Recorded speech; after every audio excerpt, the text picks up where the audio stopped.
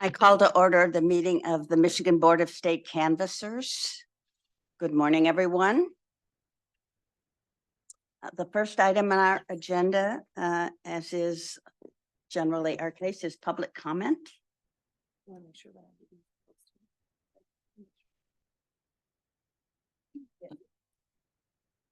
Anyone asked to speak? We do not have anybody signed on via the Zoom at this moment, and I believe that you have some cards in front of you for whenever. And no one in the room has asked to speak either, so the next. Madam Chair, we do have someone who wishes to speak, but want to make sure that our meeting was posted correctly. Somebody. Wait, are you saying somebody in the room? So if somebody wishes to speak on item, just public comment. Now, I believe that, are you Ms. Bomer? Okay, and you have asked to speak on item 3. Okay, and this is, so when we get there, we will recognize you. Okay. So agenda item 2 is consideration of the meeting minutes for the July 19th, 2024 meeting. We have a motion. I make a motion to approve the minutes of the board meeting that was held on July 19th, 2024. All in favor? Aye. Motion carries. The next item 3 is the canvass and certification of the August 6th, 2024 primary election. Director Brader. Thank you, Chair Gerwitz. So before you is the canvass and certification of the August 6th, 2024 primary. I would like to commend all of our election inspectors and municipal clerks and county clerks and their staff for their excellent and very hard work conducting this election. Clerks are continuing to implement some of the new procedures we have in place, including early voting. Many jurisdictions also did early tabulation of absentee ballots and some other changes involving absentee ballots, including the ability for voters to bring their absentee ballot to the polling place. We had a turnout of about 2 million, almost on the nose. We had about 1.2 million people vote absentee and over 70,000 vote early. In terms of what that means for November, it's hard to say. I do think that we're likely to have significantly more in-person early voting, as well as absentee voting with both major parties and others doing a lot of get out the vote efforts surrounding the presidential election and the other races. So I do think that we are going to see a pretty significant uptick in the early in-person voting for the November election, but what that exactly looks like, time will tell.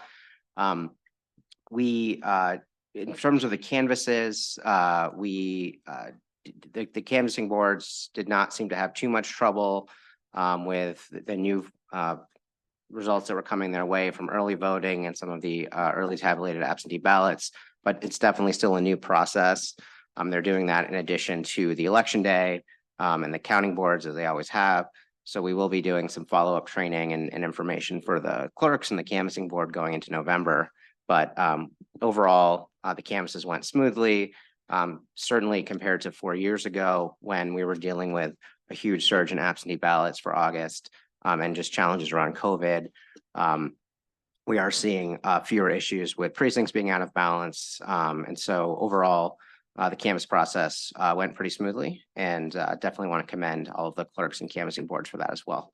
The biggest race on the ballot were the Senate primaries, and Alyssa Slotkin and Mike Rogers won those Senate primaries. So one other thing I'll just touch on is there were, as we've had in past elections, some of the jurisdictions, especially the larger counties, it did take them longer to get their unofficial results in. There are a couple of reasons for that. One is that some of the counties, especially Wayne and Macomb, have some technology that isn't quite as efficient as what they have in Oakland County and Genesee County in terms of getting the unofficial results in. They will have more efficient technology in the future once the voting system vendors have new versions approved under the new voting system test laboratory standards coming out from the Election Assistance Commission. But right now they're making do with some technology that doesn't work quite as quickly. There was also an issue in Wayne County involving sort of a local network firewall issue that prevented them from getting some of the unofficial results in electronically. And so they had to rely more on the hand delivery So that made things take a little bit longer. But ultimately, I think the county clerks did a good job of working through those issues and getting the unofficial results in. Obviously, we all want them to be available as quickly as possible. But the priority is always going to be getting the results accurate. Even though they're unofficial, we want them to be accurate first and foremost. But we'll be working with those counties to see if there's things that we can do to help move the unofficial results along faster.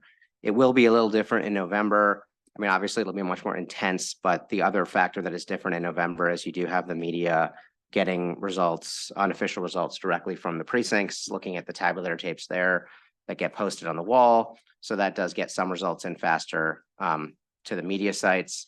But it's definitely going to be, although ultimately not as important as making sure that the election is conducted properly, we do want to work with the counties to make sure we get the unofficial results out as quickly as possible. So with that, unless there's questions, the canvas is before you. And I think there might be some comments too. Questions? Member Housekamp? Director Brader, just one question for us, curiosity more than anything. This was a time where this election where you had printing on demand for some of the ballots. Is that correct?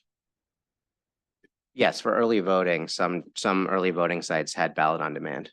I was particularly drawn to that one because that's kind of a new step. How did that work? No complaints or? I'm not aware of any complaints with that. I think it worked pretty smoothly. They're still documenting ballots that are issued. The ballot on demand ballots have different procedures because they don't have ballot stubs with ballot numbers on them. But that seemed to work pretty efficiently, especially as compared to trying to shuffle through tens or even hundreds of stacks of ballots for the early voting sites that are countywide or that have many different municipalities or many different precincts. So that seems to be working pretty well. We haven't really heard of any complaints with that. I have a question. This was the first election, I believe, when we had counting of AV ballots starting upwards of 8 days before. We had that for February as well, but I think a few more jurisdictions took advantage of it this time. And did that result in a much earlier report of the AV ballot? I think it did in a lot of places. Of course, you still have to wait. I mean, as with early voting, you're still not reporting results until after the polls close at 8 p.m. on election day. And then you also do need to wait until to finalize results. You still need to wait for the absentee ballots that come in on election day. And those can come in pretty late. For example, in Detroit and some of the other jurisdictions, you'll have people returning them as late as 8 p.m. Then the ballots still need to be processed at the clerk's office. They need to be checked into qualified voter file. They need to review the signatures before they're sent for tabulation. So that process can still take a few hours. And that did happen in Detroit, where even though they had tabulated their ballots early, they still did have a pretty good chunk of ballots that came in on election day. So overall, it does speed the process up and it makes election day a little easier to deal with because hopefully you've gotten through the vast majority of your absentee ballots and you're just waiting for the last run to come in. And so overall, I think it did improve the efficiency of the process, but there is always going to be waiting for the last round that come in on election day. I have a couple of questions. First one was, you said that there wasn't really any counties that had any issues. All of our written public comment was in regards to Montmorency's certification and a number of people asking us not to certify for that county. So I wonder if you could elaborate a little bit more beyond what the written public comment was that was in our packet.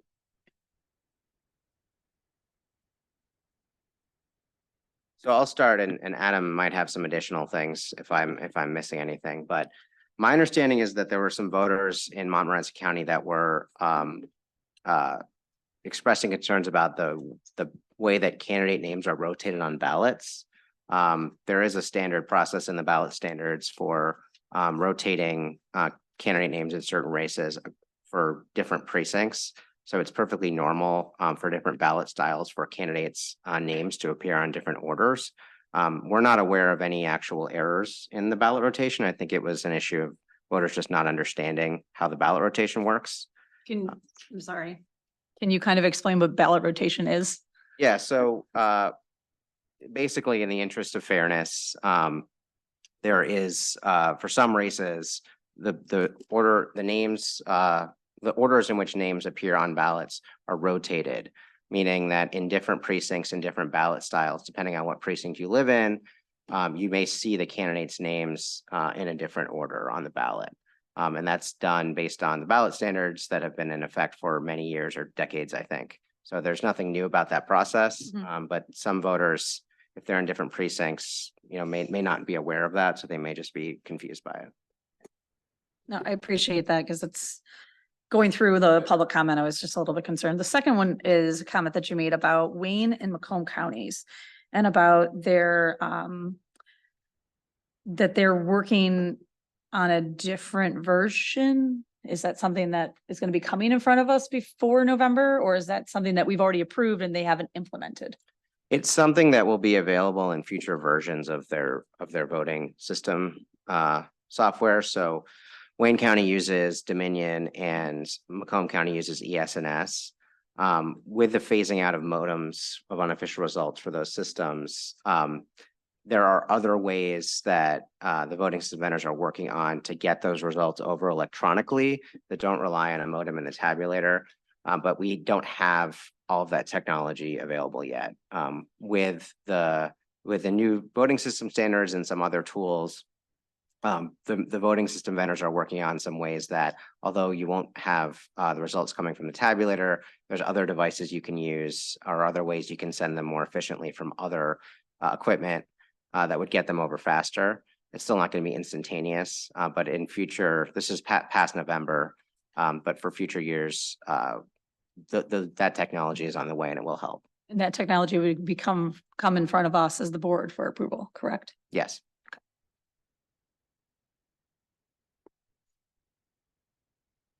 Artisha Boomer has requested to speak.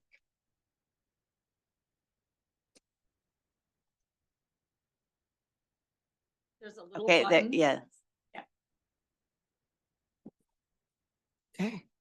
Good morning. Can you spell your name? Yes, For the absolutely. reporter? Thank you, Madam Chair. My name is Artesia Bomber, ARTICIA BOMER. Okay, so Director Brader, how you doing today? I've came before you a lot of times, and I'm asking that you guys do not certify Wayne County's election. And the reason is, when I was at their meeting to certify, they postponed it for a week. But in that first meeting, they had 381 ballots were compromised, where a candidate and someone down that works at the clerk's office broke the seal. So only 51 of those ballots were counted. So that means that 300 and something ballots could be votes for me. I say that to say this. I have a few questions like I asked. Number one, I am concerned like Madam Jeanette about the order of the ballot. I thought that alphabetical order is alphabetical order from school all the way up. When you change the order of that, it reminds me of a SAT test where they counted the scores from the dots that circled, not the names. So when you put a person who's winning on the top, and then in other precincts, you have them at the bottom, it seems like those are their winning numbers. And everything is flip-flopping. Like I was leading, and then my name is at a certain place, and then next thing you know, you look up, I'm losing, and my name is switched. So I don't understand that process either, Director. But 300 and some odd ballots have been compromised, and I am doing doing a recount too, for a few cities in Wayne County, and I asked that you just adjourn it, just like they had to adjourn it for a week. I also filed a writ of mandamus against the other candidate who was on my party's ticket, who should have been with the Democrats, his family. And it is in the judge's chambers right now. It just got filed last week.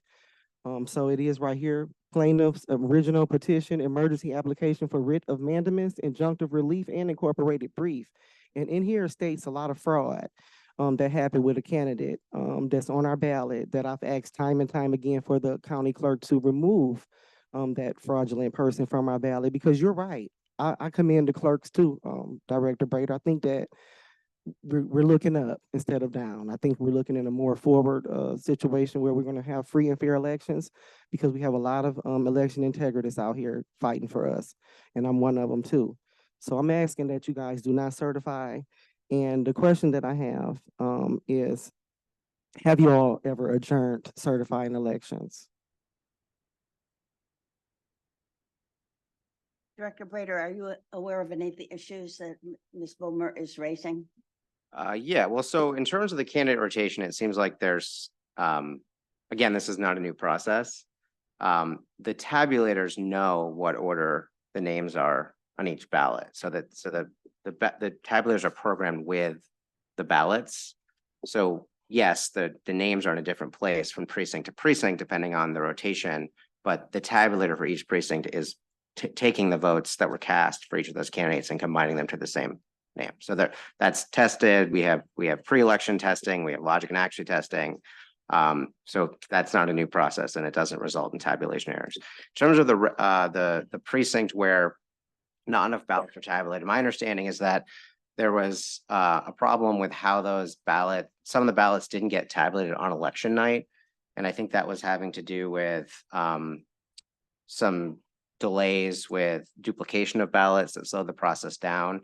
And my understanding is that the county, the Board of County Canvassers determined that they were not going to tabulate those ballots at the canvas because of some concerns they had about the way that the container was sealed. That is something where, if a individual, had concerns with that affecting the outcome of a race, then they could certainly bring a lawsuit. It sounds like perhaps a lawsuit's already been filed here, but that would be the way of handling that. There's also recounts available prior to that. But if a recount didn't resolve the issue, then that would have to go to a court. Yeah, so the recount, that has to be done, because you have the whole candidate / person that works down in a clerk's office, and it was on the outside city of Detroit. It was in Detroit. And I was there when he testified, and they told him there's consequences that come with that. And this is one of them. You can't certify something and a consequence come with that. And also, there's a situation, you guys, I voted early. I did what you're trying to work on. Good. Let's get you out early and vote. And I voted early, but I didn't see my name on my ballot for precinct delegate. That I didn't even get to vote for myself. I won, but that was because of the supporters that I have. But I didn't even get to vote for myself. So something it's not right with the elections. We can't just keep, swimming forward, when there's sharks out there. You can't certify this.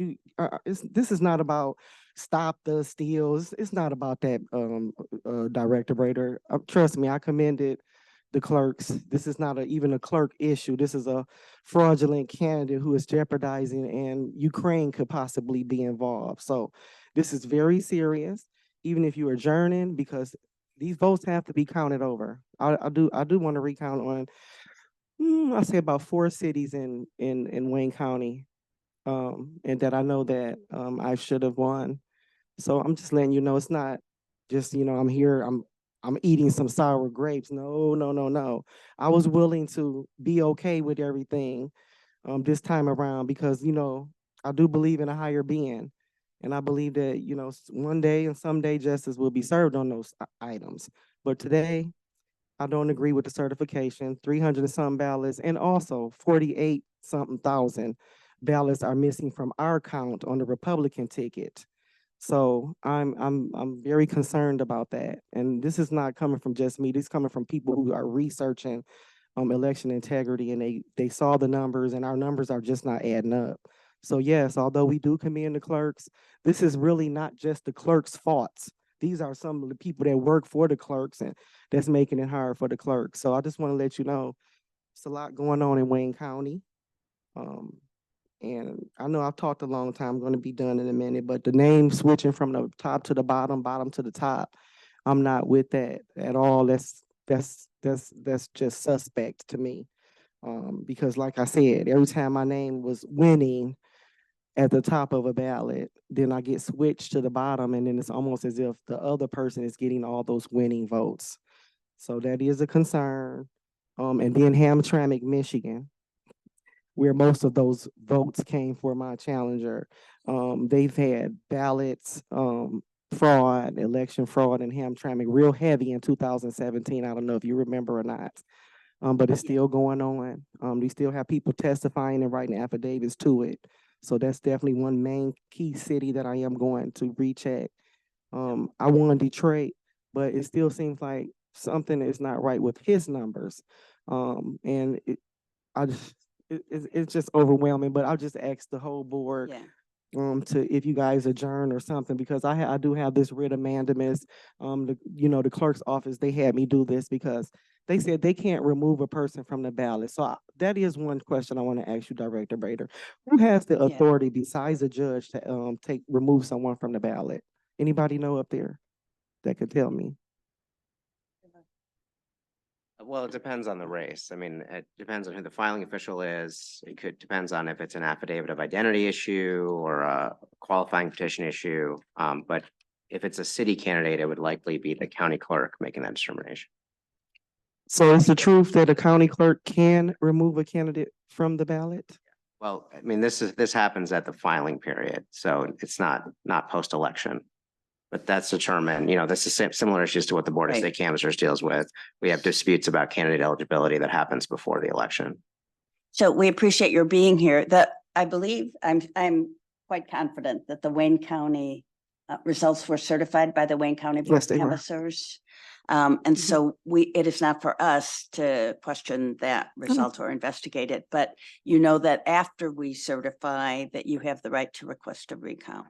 Yes, ma'am. Yes, Madam So, Chair, I know. yeah. I Okay. just want to know how if somebody comes, it's almost as if we just come up here and make public comment for nothing.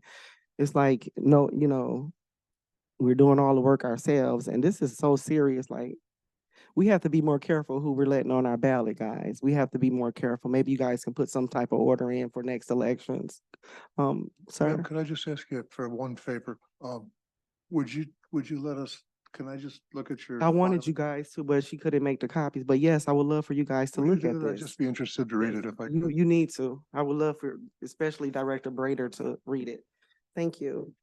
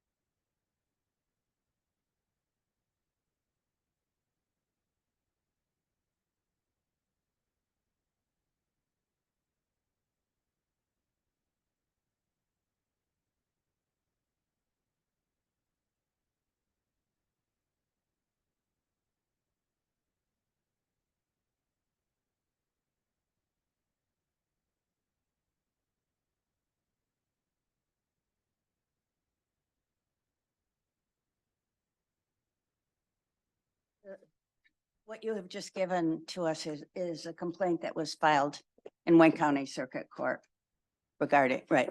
So, and the court will address that. It's not something we can address, but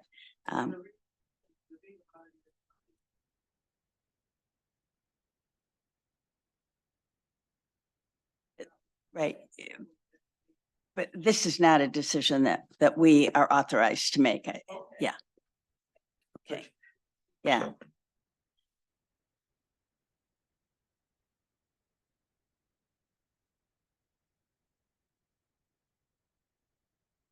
Any other questions from Ms. Bober?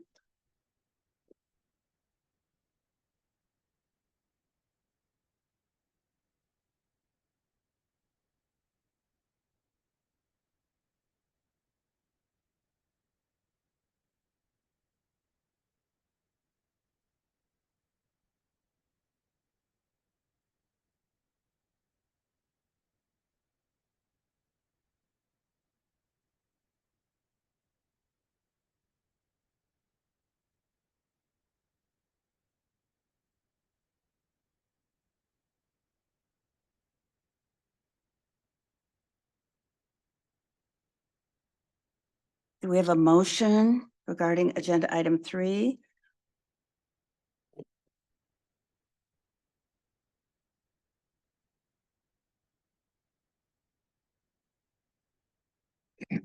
Based on an examination of the returns received by the Secretary of State for the August 6, 2024 primary election, I move that the Board of State Canvassers certify that the attached report is a true statement of the votes cast at the primary for the offices certified by this board. I further move that the board certify that the persons named in the following list of nominees are duly nominated for the offices indicated and are qualified to appear as candidates for such offices on the November 5, 2024 general election ballot. Support. All in favor? Aye. Aye. Motion carries. Madam Chair, may I just note for the record that that was certified at 10:27 a.m. Thank you. Madam Chair, may I make an additional motion? Yes. I move that the Board of State Canvassers authorize the staff of the Bureau of Elections to represent the board in any recount of votes cast at the August 6, 2024 primary election. All in favor? Aye. Aye. Motion carries.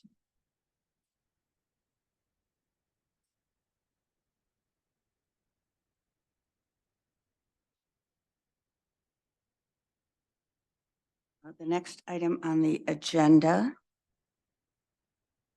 is item 4, report on review of qualifying petitions filed with the Secretary of State for the November 5th, 2024 general election.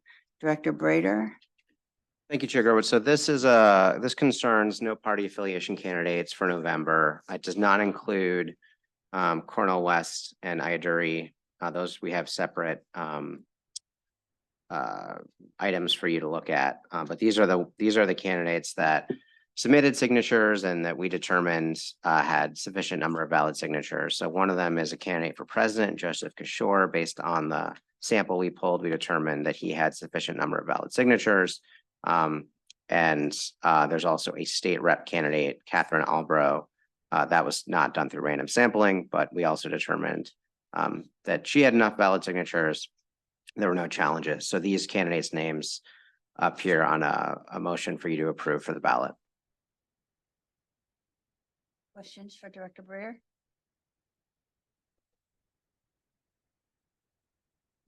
I have a question with regard to Catherine Albro. The report says that she submitted 644 signatures. The staff concluded based upon a face review that there were 642 facially valid signatures. And the staff, because there was no challenge, there was no further review of the signatures. I'm troubled by the fact that we only respond to challenges and don't undertake investigations beyond that. I think anybody who has ever considered a petition would recognize that it is virtually impossible to have 642 valid signatures on a filing of 644. So I wonder, what I would like the board to consider is what we need to do. What is our obligation in the absence of a challenge?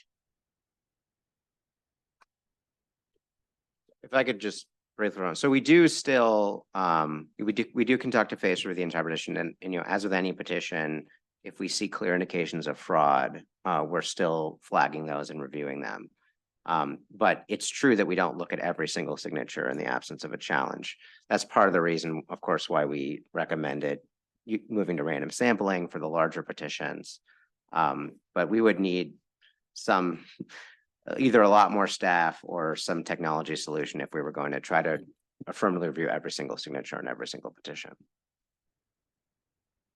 I have a question about that. So there are two factors when we are looking at petitions to qualify for the ballot. Or in case, I'm just going to stick with our ballot for our elected positions.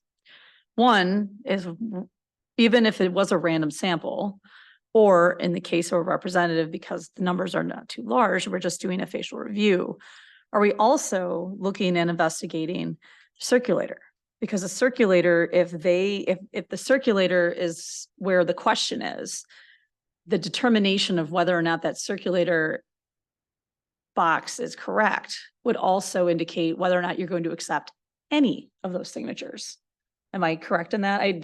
This is where I think I agree with Chair Gerwitz, because if there's no challenge, and as we have seen, and I've seen in my time here, and more increasingly, unfortunately, since our large meeting in 2022, there seems to be some issues in our system when it comes to circulators coming, so I guess where my concern is, if there's no challenge, are we really looking at the circulators? Not just I know the concern about doing line by line by line, but if the circulator if there's issues with the circulator, then that entire petition is taken out. So that's my concern too. So I mean, as part of phase review, if there's an issue with the circulator box, or if there's Mhm. missing information, then that would invalidate the entire petition. So those would be signatures that would be disqualified in that instance. In terms of issues with circulators that might not be apparent from the face of the petition, like allegations that the circulators were engaged in fraud, that's something that we would look at. If we had a circulator that we had identified from another petition as having potentially submitted bad signatures, we would look at their signatures on other petitions as well. But in terms of, again, in terms of the individual lookup of each signature, we would need a different approach to that.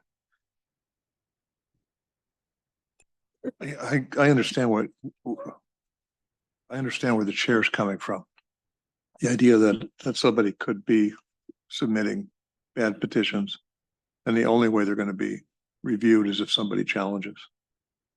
But I also think it's a slippery slope that we would be on very quickly if we started to, as a board, put in effect, what you would be putting in would be a public challenge, right? I mean, in effect, the board would be the one triggering the challenge.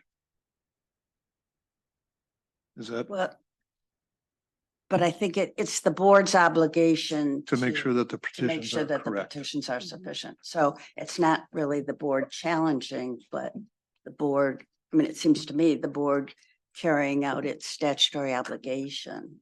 In the absence of a challenger, though, how would Right. how would you I- see that happening? I don't know how it happens, but I'm raising the question because Should it happen? because it concerns me. Yep. I recall when we were reviewing petitions earlier this election season, that there was a judicial candidate whose petitions had been challenged. And she particularly raised the concern that other candidates in the same race had not been challenged. And therefore their petitions were not examined with the same degree of attention. And I think that's a legitimate concern. Possibly some kind of equal protection concern. I don't know particularly, I don't have a recommendation for how we would address this. I would hope, as we have discussed in the past, that technology would give us the ability to do a more complete examination of all of the petitions. We don't have that yet, but I just was so startled to see that we were saying we were satisfied that Ms. Albro had 642 out of 644 valid signatures. And that we are, while it is our obligation to determine that there is a sufficient number of valid signatures, it seems that we are essentially relying upon the public to help us satisfy our obligation. And I'm troubled by that. No, And I'm not, I share that don't with even know you. what to suggest. You're right. You're spot on. I mean, you're valid in what you're saying. I'm curious as to how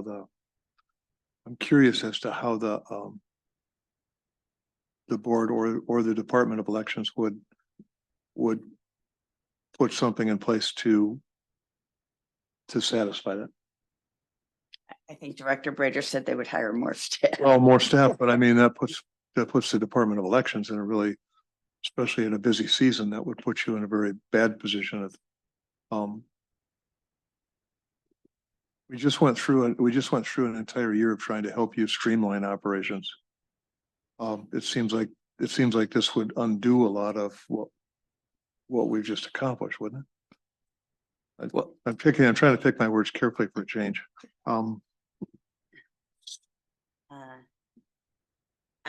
With regard to the larger filings, we have made a change, as you know. Whether that's sufficient, we have to determine. But with regard to the candidates where we don't have the kind of sampling, I hope that we can pay attention to the problem that I'm raising here, that we really need to be concerned that we're satisfying our obligation. And so this is not just with regard to Ms. Albro, but also with regard to a presidential candidate, where there was, now that petition, though, there was random sampling there. There was no challenge, and so the random sampling results have been included. But we really, I guess that what I would suggest from my perspective is that we continue to investigate what other states are doing with regard to review of petition signatures, because this seems to be something, understandably, that would be occurring around the country. Seems like it. And different states have developed technology which allows them to examine petition signatures, as I understand it, which we don't necessarily have. And there may be, and in that regard, it may be that we need to make some change in the way that our data is collected, or some change. Director Brader, perhaps you or Mr. Fracassi could address this, because I think that our ability to compare petition signatures to the qualified voter file is limited by technology, but by the way the data is kept. Am I correct? I'm not sure that I have the technical expertise to answer that question completely, but I mean, each voter record in qualified voter file has a signature. Obviously the signatures, the board can view those signatures, Bureau of Election staff can view those signatures. They are primarily driver's license signatures, so they are protected from public disclosure, which I know that some challengers have complained about, but that's what the law requires. I think what you're referring to in terms of other technology, which we did talk about briefly, this election cycle, is use of software that would do automated signature review. And so that, I think, is a very promising solution and something that could help us review more signatures more quickly. In order to use that, we would need to make sure that whatever software solution would be able to pull the signature image from each voter record. And I don't have the technical expertise to tell you how hard that would be. I'm sure it's possible, but that would be what we would need to look at as part of that process. Thank you. Maybe that's the direction that we need to go here, is to simply say we're concluding one election cycle. We're way into it, but we have another election cycle in 2 years. Maybe maybe we put that goal on the wall to explore solutions before then. Or at least have that discussion later on. Yeah, I think the Bureau is definitely open to that if the board wants to consider it. This is a little bit of a departure, but it is my understanding that children in schools are now not being taught cursive. At least in many schools. And I'm just wondering how that affects signatures. It'll make it so much easier when 1 million people sign it, just say X, we'll be able to just, you won't need Right, to we won't review. have the same, Sure. right? So now our petitions, this is something a little further down the line perhaps, but our petitions ask for a cursive signature and a printed signature. And I mean, I was having this discussion with somebody the other day who said that the kids don't learn cursive. So you can think about this occurring in maybe a couple of election cycles when fortunately at the age of 18, they are registering, or at 16 getting a driver's license, and I don't know what they put down for the signature. Have you thought about that at all?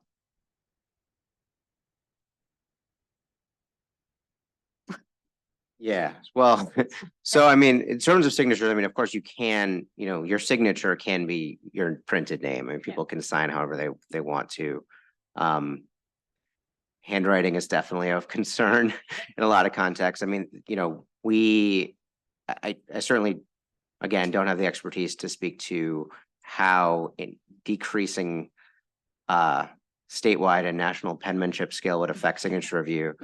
But I mean, there's other ways you can verify identity. I think other states don't always use a signature. Sometimes they'll use like a personal identifying number as part of the verification process.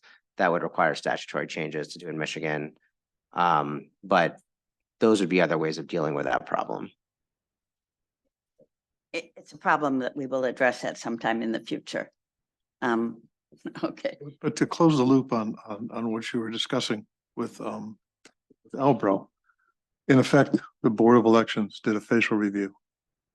In that facial review, you verified all of the required points, and you scanned those signatures, even if you didn't check the signatures individually against the qualified voter file. You still gave it a high level, and nothing. I mean, if you had a page of obviously bad signatures, as we've seen in the past, that would have been noted. That wasn't. That's correct. We did not see any clear indications of the fraud on the pages. Again, anyone could have challenged them. In terms of whether, if you have 642 valid signatures, how likely it is that 600 would be valid if you looked at them individually, it really just depends. I mean, if you're going out yourself and you're very careful, that's not at all impossible to get 600 valid ones. If you're not as careful, or if you're relying on others to do it, maybe not as likely. But again, we did subject this to the same level of face review that we do all petitions, which does include looking for clear indications of fraud. But beyond that, we would be relying on people to make challenges if they didn't think they were valid. I just want to state that my comments are not against the Bureau. I think that the staff does a very good job. With the things that have been happening, my concern is more of like on that circulator, because it would remove the signatures completely. So we wouldn't even have that conversation about the random. That's all. It's just yeah. I just wanted to state that I wasn't against the Bureau.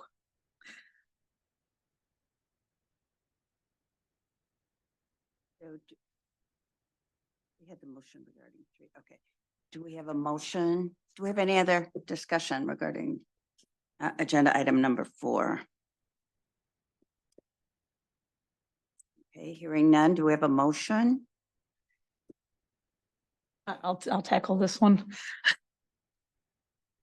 I move that we accept the staff recommendation and find the petitions filed with the Secretary of State by the candidates appearing on the attached list sufficient, with the understanding that the list does not contain the name of the specified candidate who has petition sufficiency issues pending before the board.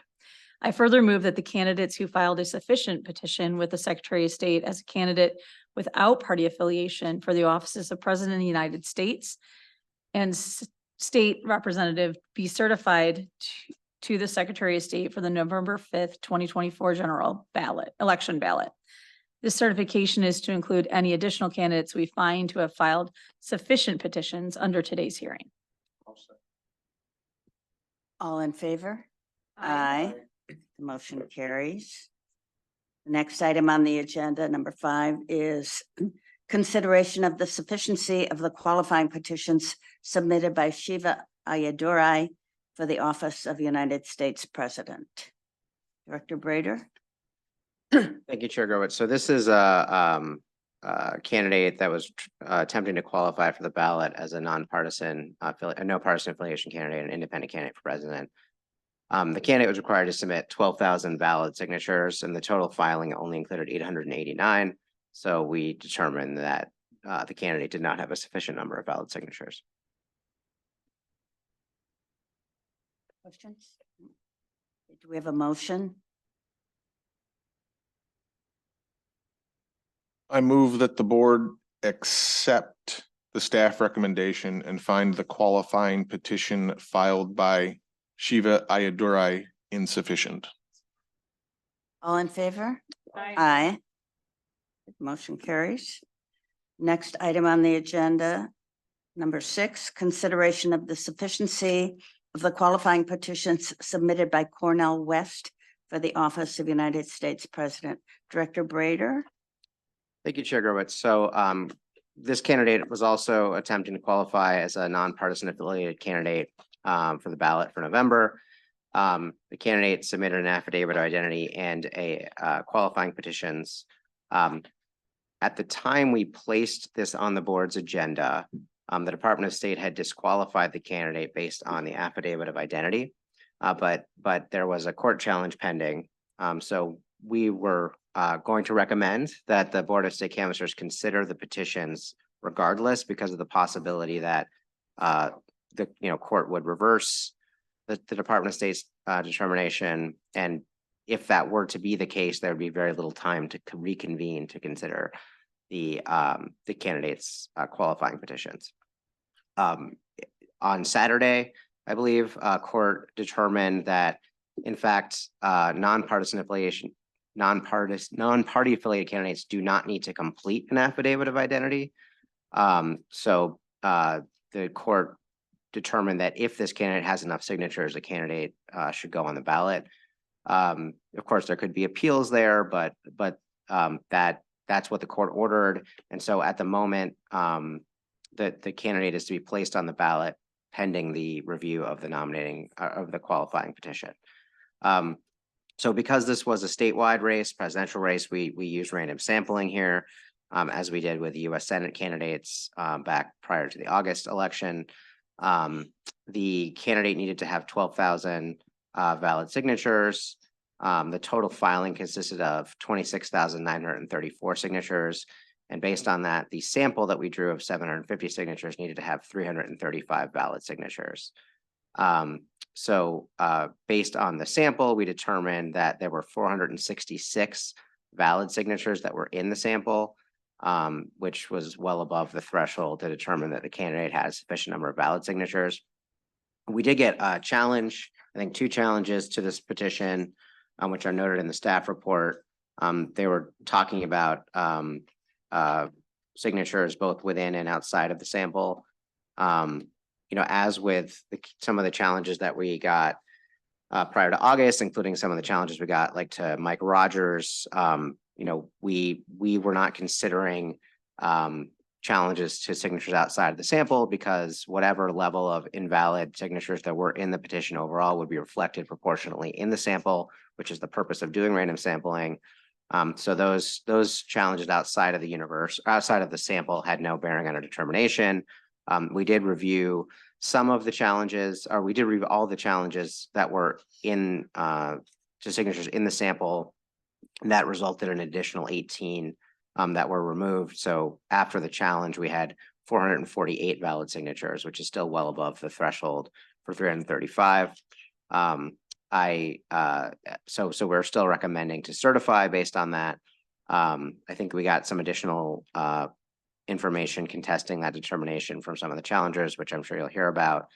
But our determination that we recommend to you is that the candidate has a sufficient number of valid signatures.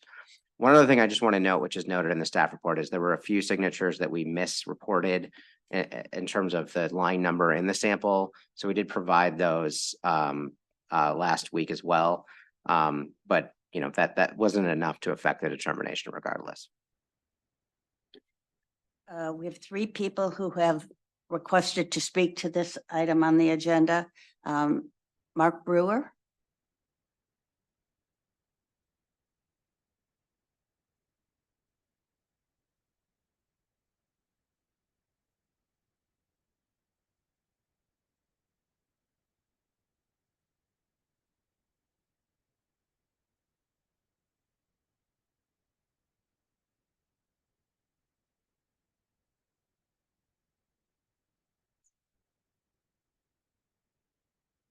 Is it not on?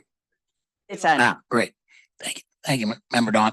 I am Mark Brewer of the law firm of Goodman Acker, and I represent Challenger Rosa Holiday regarding this matter. Just to update, if I may, Director Brader's report and appeal was filed last night regarding the Saturday decision on the affidavit of identity, and I expect that appeal to proceed rather rapidly through the court system. So that's still very much a live issue. I'd like to address two items regarding the report this morning. First of all, it's very clear from the cases as well as the statute that the board has a clear legal duty to review not just the signatures on the petition, but also the circulator signatures if they are challenged. The statute's very clear. I'm quoting from MCL 168.552 sub 8. Quote, if the Board of Canvassers receives a sworn complaint in writing questioning the genuineness of the signature of the circulator, the Board of Canvassers shall commence an investigation. So that's the source of your duty. That statute also covers petition signatures themselves. So as we all know, there are two places on a petition where a signature can be forged: the signer and the circulator.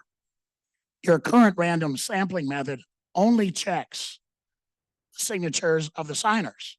It does not check the validity of the circulator signature, despite the fact that when you have a complaint like Ms. Holiday's, you're obligated to conduct an investigation.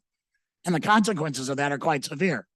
Because I think, as was mentioned in the earlier discussion, if a circulator signature is invalid, for example, if it's forged, that invalidates the entire petition sheet, whether it's in the sample or not. So it's a very serious matter if a circulator signature is forged. Our challenge, Ms. Holiday's challenge, provide extensive evidence of forged circulator signatures that would have invalidated at least 641 signatures in the sample. And in our complaint, we gave detailed, as we always do, detailed comparisons of circulator signatures. And these are all in the sample. We also had some outside the sample, but inside the sample, which the handwriting is so fundamentally different that at least one of those signatures had to be forged. I mean, there's just no way to reconcile the difference in the signatures. However, from the report, it appears that no investigation at all was done of our allegations of circulator forgery. Now, I understand that you don't have copies of circulator signatures on file like you do of petition signers. But we provided more than a prima facie case that there is significant forgery of just circulators alone. And you can't just ignore it. You have a duty to investigate. And there are ways to do that. These circulators can be tracked down. The West campaign could be compelled to respond. And by the way, I would note that as they have consistently throughout this entire process, they ignored our challenge. They were given the opportunity to respond to our challenge and completely ignored it. They cannot get away with forgery simply by ignoring the allegations. The board has an obligation to investigate these very serious circulator forgery allegations, and it's a violation of that duty. If you proceed and put Mr. West on the ballot on the basis of this report, which again failed to do the job that is required by statute. Beyond that, even if you act on this report we believe the board has the authority and should use the authority not to ignore this forgery. I have here with me a copy of the entire sample. These are all the sheets which contain the sampled signatures. I have never seen such a clean set of petitions. There are virtually no signatures crossed out in any of these. That is a clear indication of forgery because you get clean sheets, right? You sit around a table and you forge signatures. You don't take them outdoors. There's no indication of any wear and tear on these sheets. There's clear forgery here. The staff report indicated that there are at least 100 signatures they couldn't match at all. And then there are a large number of signers who are not registered.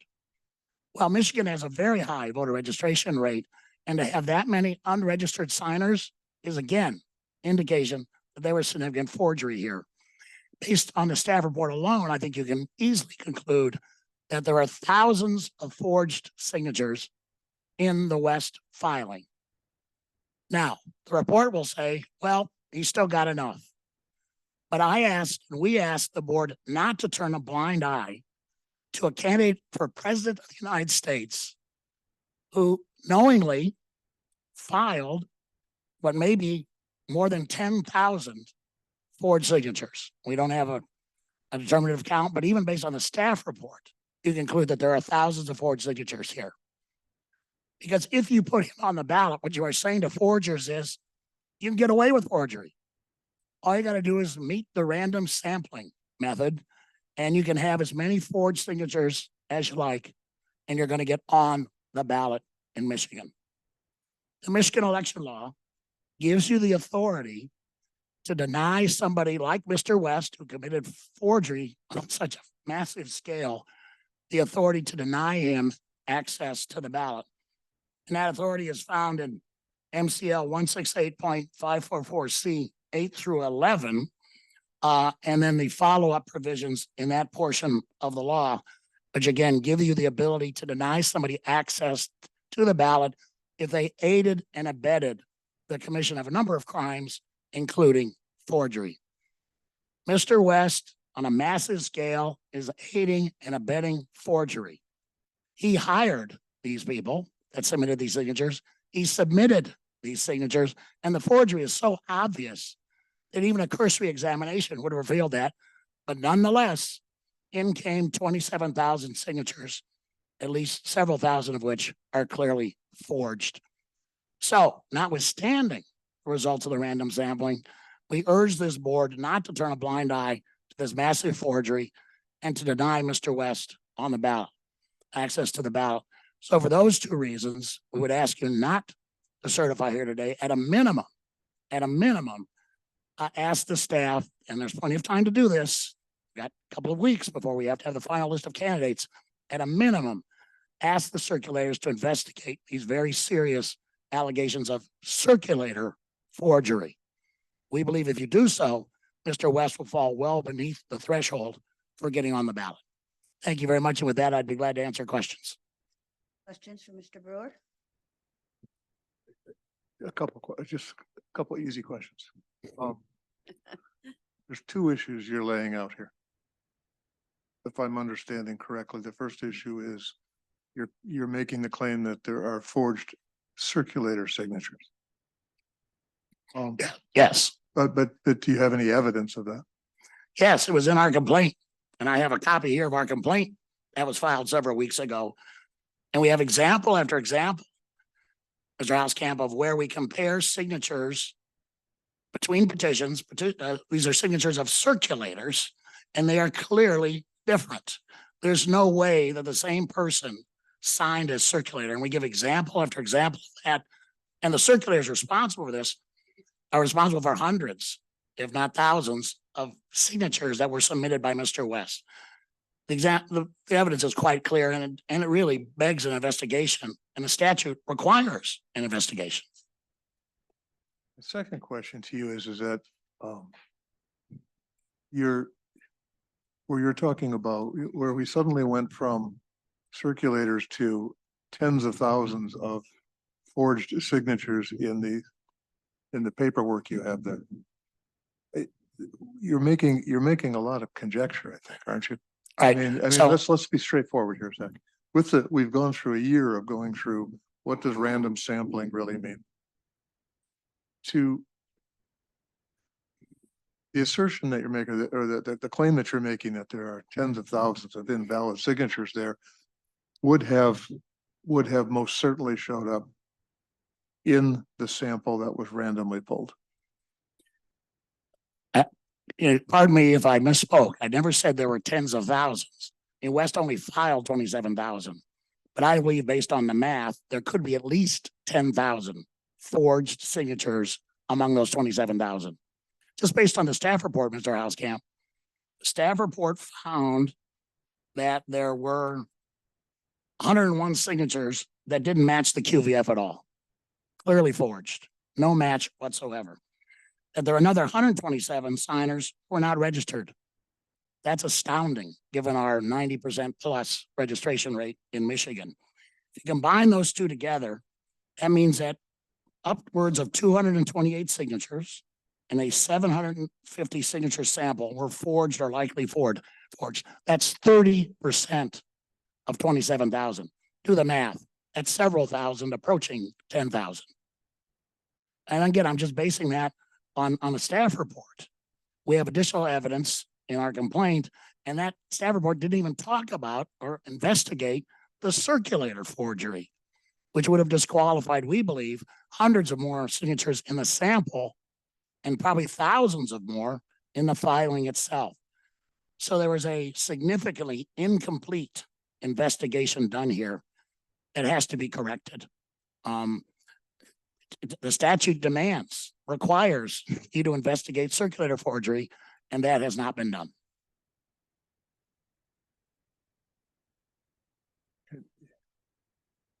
Director Brader, Can you address the? Well, sure, a couple things. So first of all, not registered code means they're not registered in the jurisdiction corresponding to the petition. It doesn't necessarily mean they're not registered to vote in Michigan.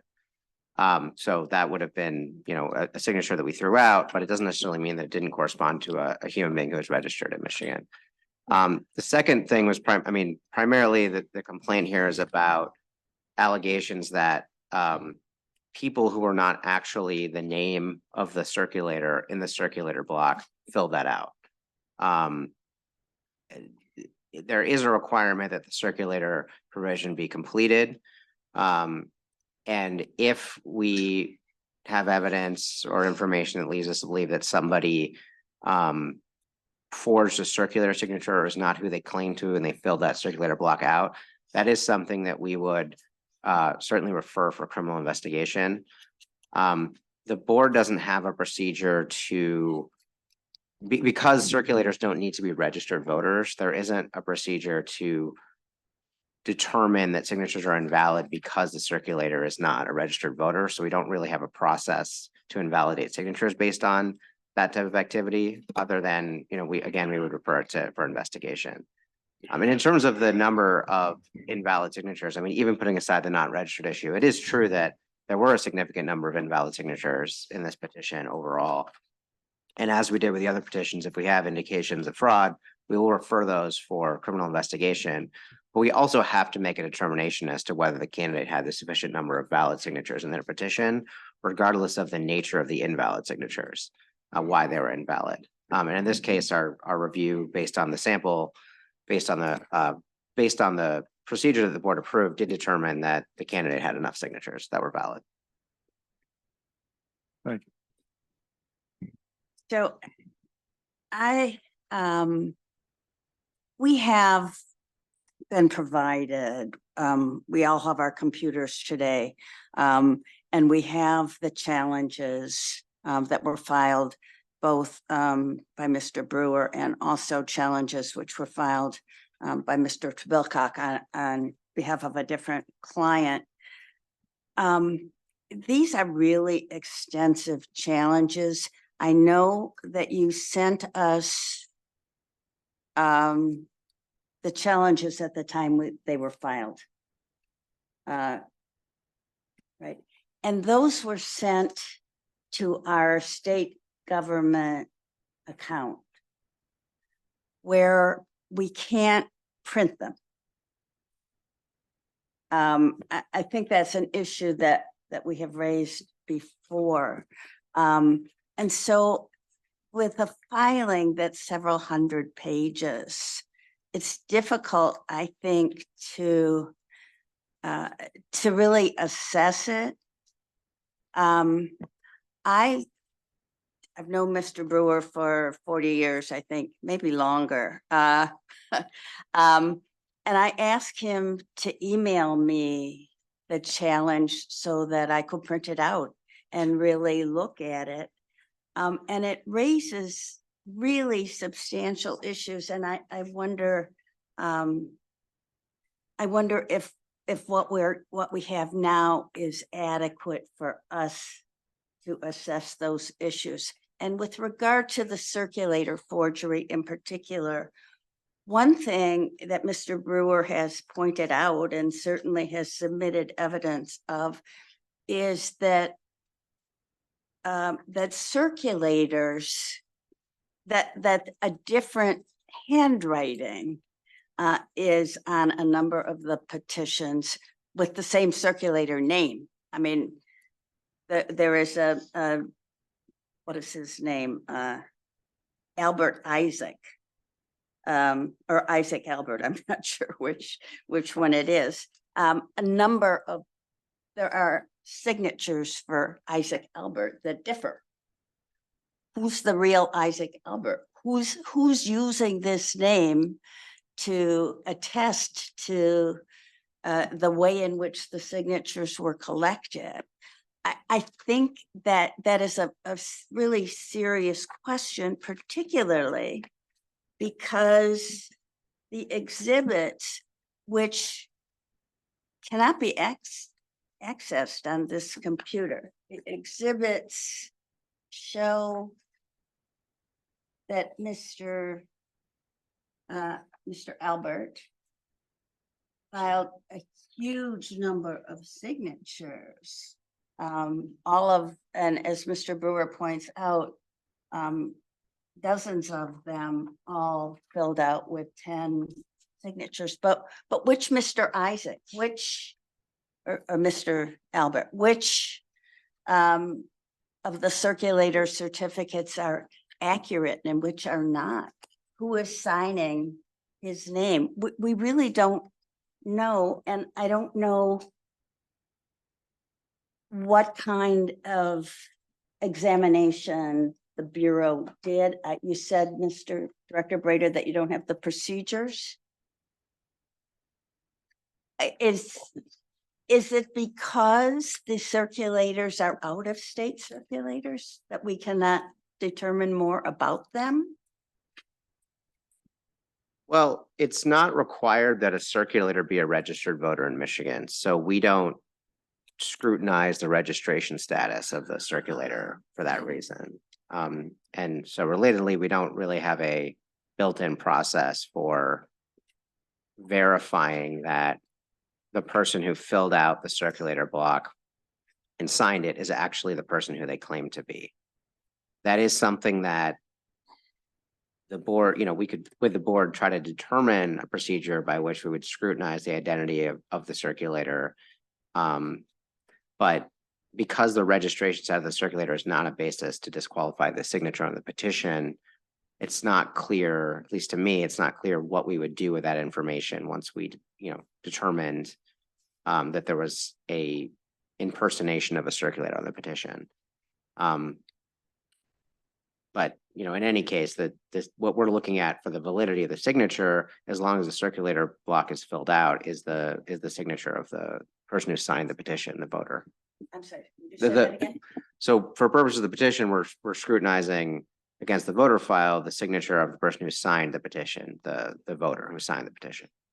But the certification may be inaccurate. I understand that the circulator doesn't have to be a registered voter, but the person who signs that circulator has to be the actual person, right? So if you have several people, I don't know how many, signing as Isaac Albert, some of them are false. So that the signature in the sample, which may actually be that of a voter, would still not be a valid signature for our purposes if the circulator certificate is fraudulent. Am I correct? I don't think that so I mean, the election law requires that the circulator block be filled out. And I would certainly defer to the AG's office if they have an opinion on this. I don't know that there is a specific section I don't think there is a specific section of election law that pertains to what you do with a signature based on a belief that the person who signed it is not actually who they claim to be. So it is so troubling that, now I know that when we were dealing with forgeries earlier, I inquired, I think we all inquired about the ability to investigate circulators who were engaged in fraudulent activity. And I think that we, particularly if they're out-of-state circulators, and I understand that candidates have a constitutional right to use out-of-state circulators, to pay them. They don't have to be registered, but they do have to sign with their own name. And where we see the pattern of petition circulation here, which I think is exceedingly troubling, I think we have to investigate further. And I had a case once where we could determine from the location and date of circulation that there were misrepresentations. You can't get 100 signatures in Wayne County and 100 signatures in Traverse City or in Houghton on the same day. And you can look at patterns of circulation of the petitions and legitimately conclude that these are false representations in the circulator certificate, that the person who signed as circulator did not in fact circulate those petitions. And I think that the Bureau has the ability, and I think we have the obligation to look more closely, because this would affect the validity of petitions in the sample. So that what I think Mr. Brewer is raising for us, and it's a concern, is whether the random sampling gives us an accurate outcome if in fact we're not looking at the circulators where we have evidence that the circulators are engaged in fraudulent activity. And I understand that it's hard, particularly with out-of-state circulators. We don't have a signature to compare to, although with in-state circulators, we do, if they are registered. I understand they don't have to be registered, but if they are registered, we could certainly look at the qualified voter file to determine whether their signatures appear to be valid. But I think that we could and should engage in a further examination of the circulators. And I'm looking at what we've got here on our computers, and the evidence doesn't come through. So what we've gotten isn't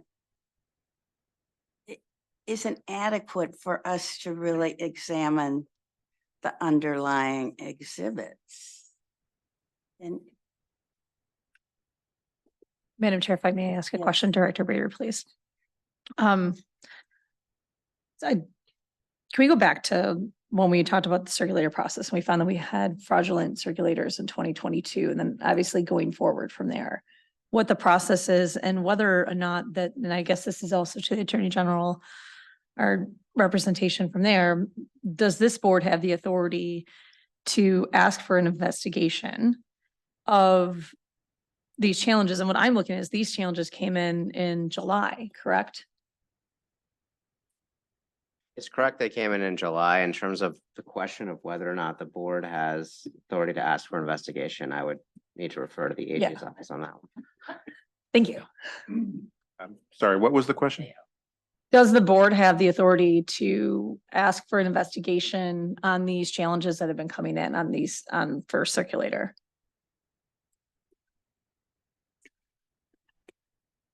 Well, I think the same with other concerns that there may be criminal behavior or violations of election statutes that result in misdemeanors or potential felonies. Those situations can always be referred to the Department of Attorney General for an investigation by the criminal side of our department.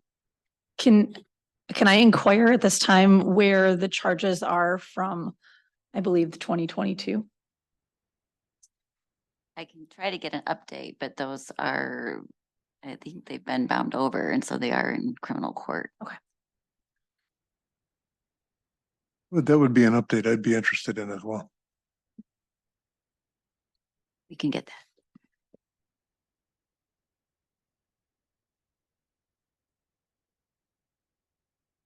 are there further questions for either Mr. Brewer or Mr. Brader at this time? Just a general question. And I would ask this of anyone, you, Mr. Doster, anyone, do you feel that we have more of these issues than in the last decade? Do you think that or is there more scrutiny going forward? I think both. People up until at least 2022 thought they could get away with it. And that was the first time any significant effort was made to detect and complain about it. But I also think that forgers are smart, right? They change their methods. They see now in your random sampling method, two things. You're not checking for circulator forgery. So here we are with massive circulator forgery of signatures. And by the way, with due respect to Mr. Brader, the statute's very clear that forging a signature as a circulator is a crime in this state. And the board's own manual says that if the circulator doesn't sign the certificate, the entire sheet's invalid. So there should be no question that any forgery of a circulator signature invalidates the whole sheet. But back to your question, Ms. Bradshaw. So they're gaming the system now.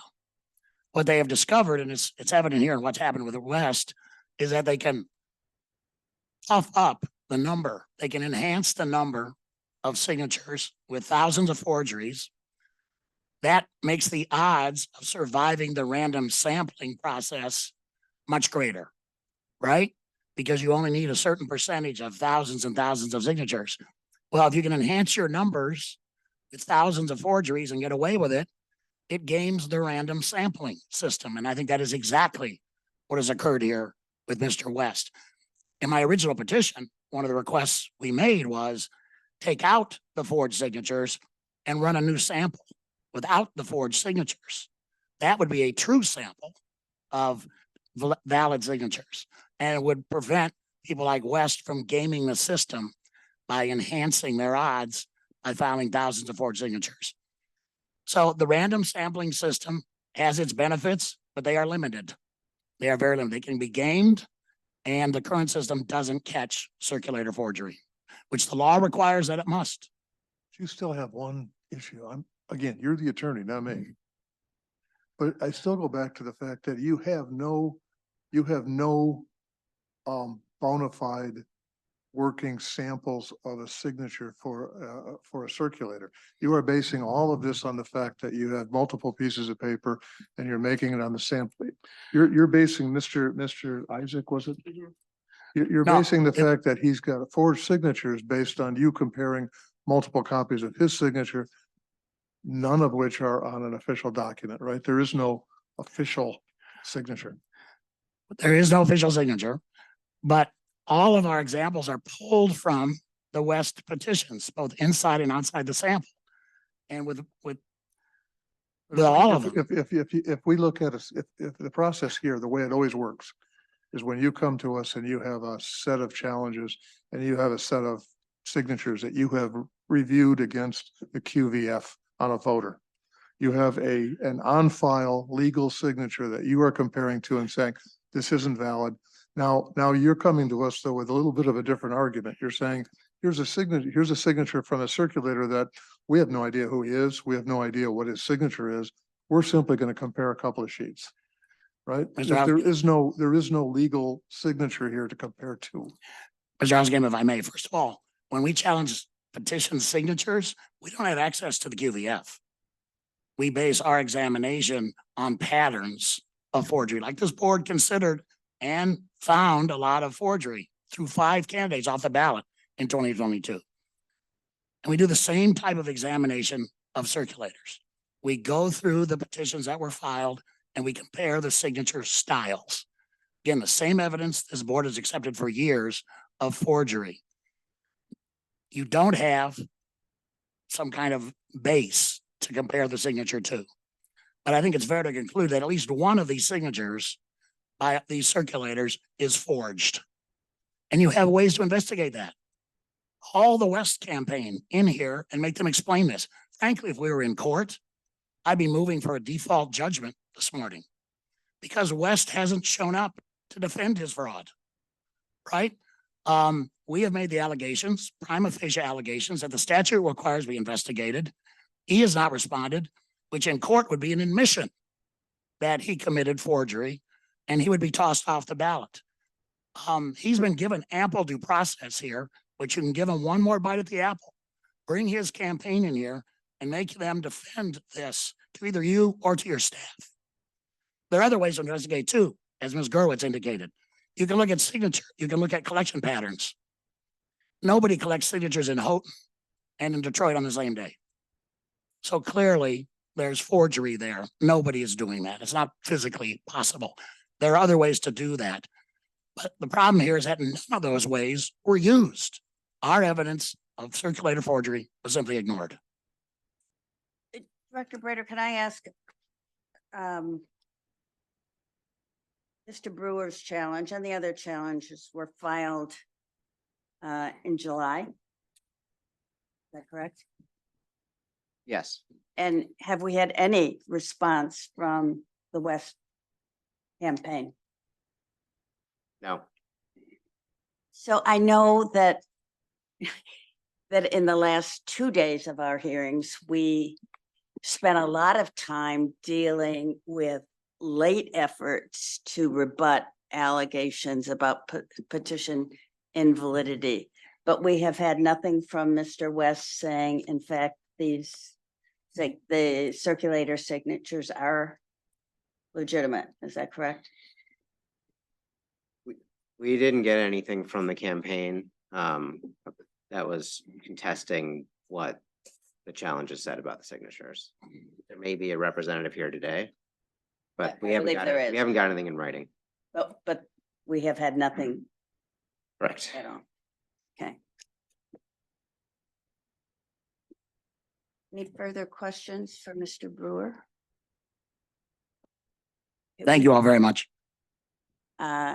So we have also a request to speak, Mr. Trebelkon. And Mr. Trebelkon filed a separate challenge.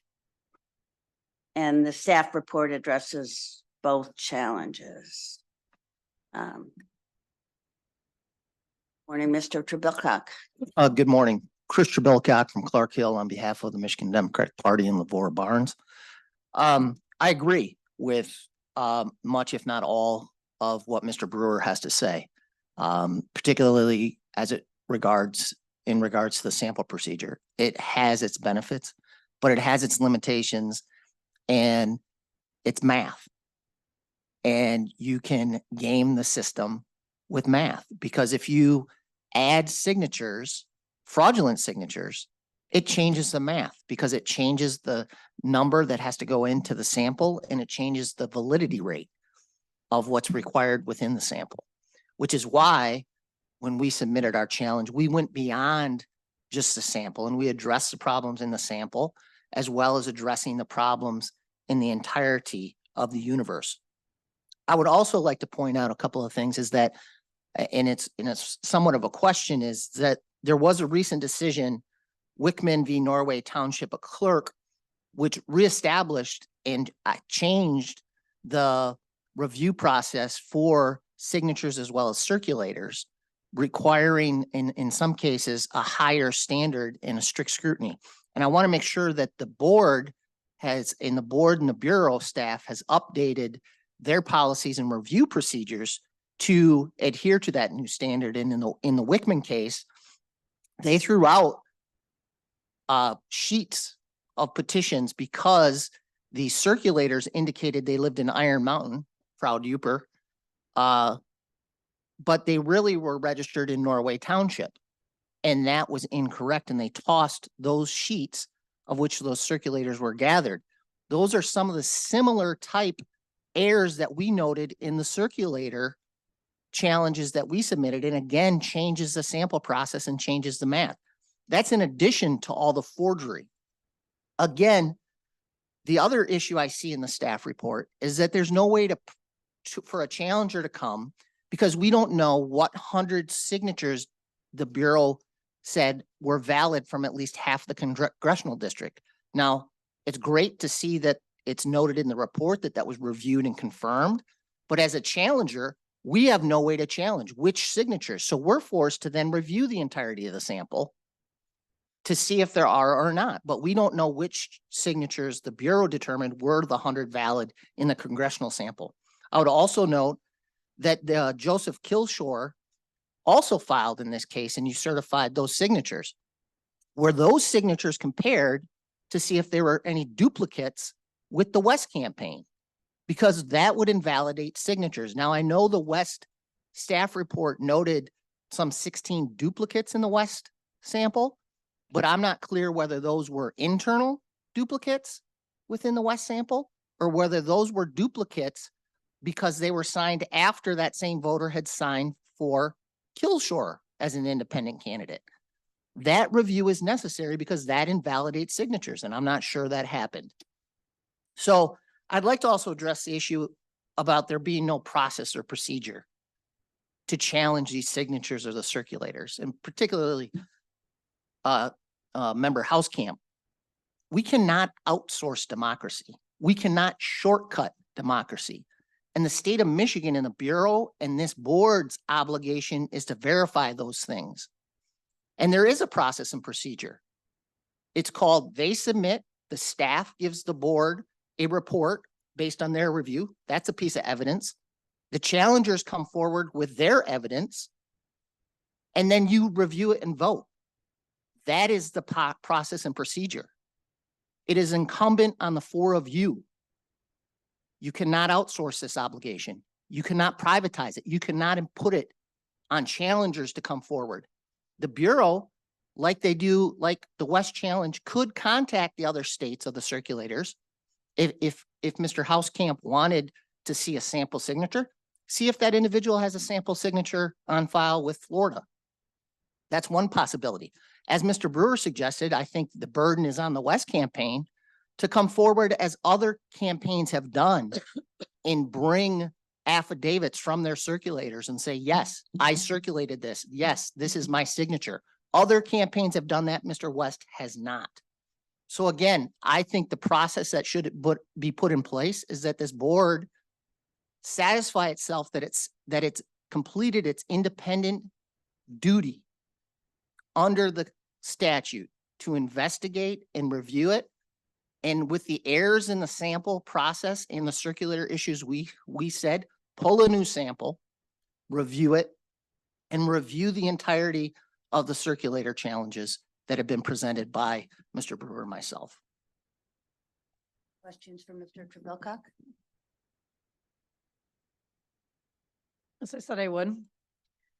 I'll repeat the question to you, Mr. Jabilcock, is in over the decade, how would you feel about are we seeing an increase in this, or is it more that we're paying more attention to it? So I think that we are getting better at checking it from an outside perspective. So if you recall, in 2020, Mr. Brewer and I were in front of you, jumping up and down about forgery and fraud, and nothing happened. A little bit happened. I shouldn't be that callous to say nothing happened, but there was a little bit. And then it repeated and people got caught in 2022. And what did they do? They changed some of the methods that they did. Again, I think the sample process has its limitations, and I think it encourages more fraud and forgery because you're playing a math game at that point. And so I do think it's incumbent upon this board, and I don't have a grand solution for, I think resources. I completely agree with Director Brader. It's difficult, but I don't think our Constitution and the rule of law says, well, it's on the burden of challengers to bring forth this forgery. No, that duty and incumbency lies on the four of you. Congratulations. That's what comes with the appointment. To ferret that forgery out and protect democracy. And I would encourage you to take the time. There's time here to do it with these West signatures. And matter of fact, the Court of Claims judge in part based his decision on the report from the staff and said, look, 26,000 signatures, and I don't want to take those away. Well, when upwards of a third of them could be fraudulent, that should not be weighing in to judges' minds in the decisions they make, and that's happening. So I think I answered your question. I have a question. Maybe it's more for Jonathan or Adam. And I preface it. We've had conversations about my English courses in the past. This is on math. So I preface with the fact that I literally failed remedial math twice in college. I did end up passing it the third time. The sampling, the statement about it being a math game and you can game the system by the more fraudulent you turn in your padding. But isn't that also on the flip side, the risk that because there is a sample, you're increasing the number that could potentially be pulled as part of that sample? So I don't know as that's necessarily a correct statement. I was confused by that. I'm not really following the logic there that by adding. My logic or? No, Okay. The council's logic there. So perhaps, we did discuss sampling over many months and had multiple meetings. I guess I'm not aware of statistical analysis that suggests that adding bad signatures will help your chances in a random sample, but certainly we can look at that if someone wants to submit it, but I didn't really understand that argument. I think if you're going to question random sampling at this point, after we've had Raymond in here and all of the presentations and the working group over the summer, and we've talked to Chairman, the chairman spoke with the math department and the sociology department at Wayne State. I mean, we've had over and over and over again, we've gone through the math on the sampling. And so I think if we're going to challenge that, that's way beyond where we are here today. The issue of circulators, we've had those conversations here too. And those conversations have been ongoing. And I've had that conversation about we're living in an age where circulators have become an industry, and getting signatures on petitions is an industry. And there are for-profit businesses out there who are recruiting people to go stand outside of supermarkets and libraries. And I keep coming back to the fact that if this was any other business, we would regulate circulators. We would make them come forward and identify themselves and follow the rules. I think the answer to that, when we discussed that last time, if I'm not mistaken, was that was not within our province. That was a legislative question. Is that? So if I could attempt to answer that, there is a regulatory process. It is incumbent on the person who contracted those circulators, the candidate and the campaign. They have to come in. Those are vendors. Those are paid agents of the campaign. And Mr. Brewer cited 168-544C and the provisions under there. In part, if they are hiring shady circulator companies, they are aiding and abetting in forgery. In New Jersey, just on Friday, the New Jersey AG indicted a mayoral candidate for submitting thousands of forged signatures. That's the risk candidates run when they don't run a good ship and they hire these shady companies. And it's this board's duty and obligation to impose that upon them and do the investigation. I think we've provided ample evidence. And there's time to take the opportunity to look into the issues we've raised and have affidavits submitted, have somebody on the West campaign come in and provide this board with evidence that rebuts the indications of fraud that have been cited by myself and Mr. Brewer. I agree with Member Dawn that your assertion regarding padding the filing with false signatures somehow affects the validity of the sample. I mean, you increase the denominator, but you also increase the numerator. And so it doesn't seem to me that you have more signatures, but you have more false signatures if that's what you're doing. So You're running the risk because your validity rate, you're also forgetting the percentages. The percentages then change as well, because if you only need to have a 56 validity rate, you can, for example, in the West sample, get away with 116 or whatever the math was that Mr. Brewer cited. You have a Look, subtle- you I'm have a not, subtle math argument. Your argument only works if the signatures that are fraudulent are added after the sample is pulled. When that sample is pulled, it's pulling it uniformly across everything. but there's odds and there's percentage. I'm not here to argue math. Okay. And we keep Thank getting you. caught up with that, right? I'm not here to argue math. What I'm here to say is the board has an independent duty to look into these issues. And there is more than enough evidence in there. And there's issues with, I mean, the Bureau itself, look, admits that at least 2 signatures were not accurately reported to the public for us to challenge and look at. And now they say, well, it doesn't matter. And there's a footnote dropped in the report about how instead of a 99, I didn't fully understand the footnote, to be honest. Uper math. And it talks about validity rate dropping to 90%, so I just think with the circulator errors that have been noted, that it hasn't been reviewed closely, the extent of the fraud we've cited, that taking the time, pulling a new sample and completing the circulator fraud investigation is how this board fulfills its duty. That is the issue. You want to go out and have a beer and debate math and why I'm not a fan of the sample process? Do that all day long. That's an issue for another day. It's the process we have. It's what's used. Mr. Brewer and I here noting some shortcomings and some errors and some independent things that need to be examined by this board. So Mr. Brewer, I think, has suggested, I know he has suggested that the random sample should be pulled, the sample should be pulled after obviously fraudulent petitions are eliminated. And that means that you don't have, the sample is no longer random. Because Yeah, you've already made a Right. decision. You've Yes. already determined, you've already Yeah, polluted the so sample. that doesn't work. But if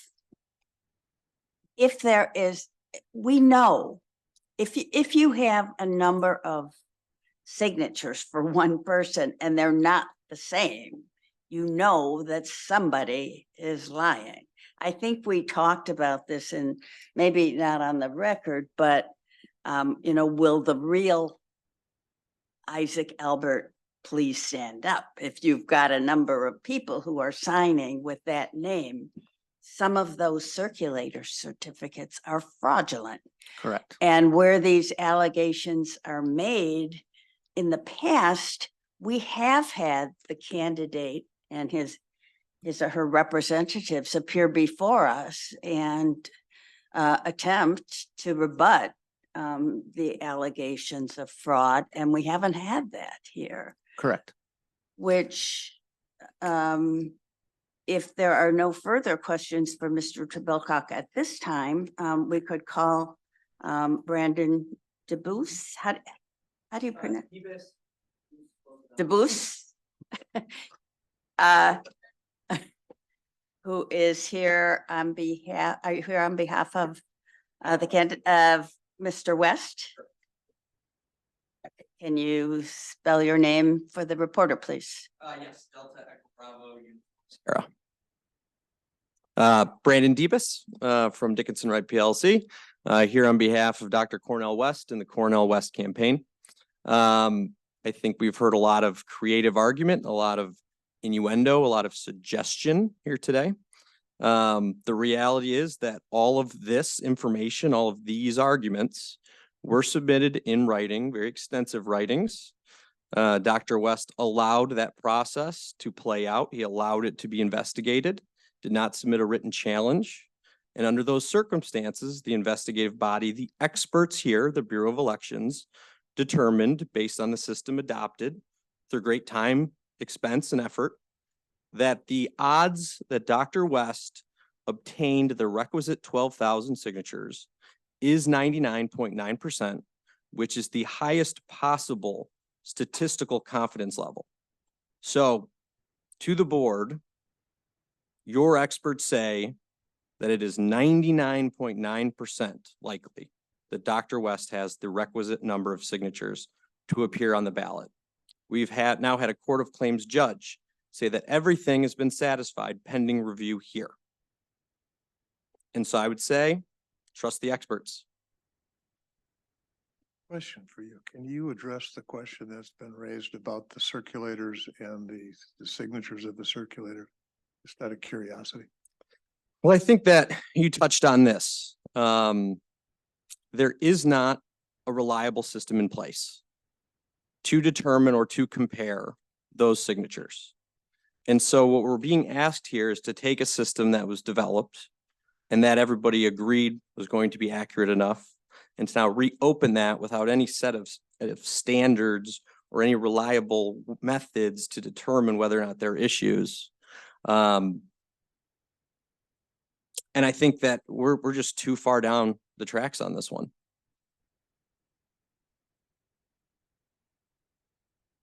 Can you, do you have knowledge of Dr. West's campaign as to how circulators were found and hired? I do not know. I'm sorry.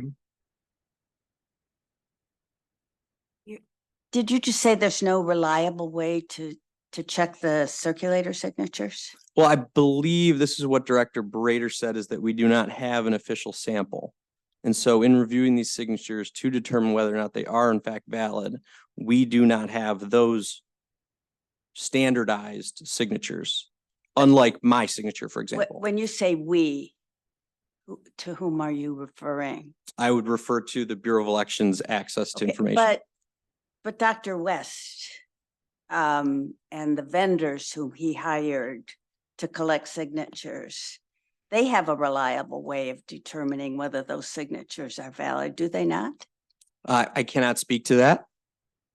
Well, if I'm hiring somebody and paying them to collect signatures, and it is my obligation not to aid and abet forgery, then it seems to me that I can determine whether the circulators who I have hired are honestly certifying on that certificate that they that they are who they say they are and that they collected those signatures.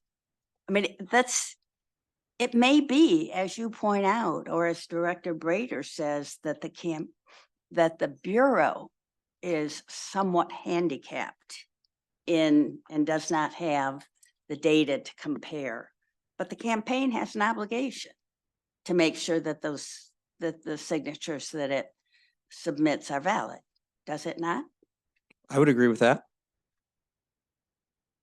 And so if the campaign is submitting to us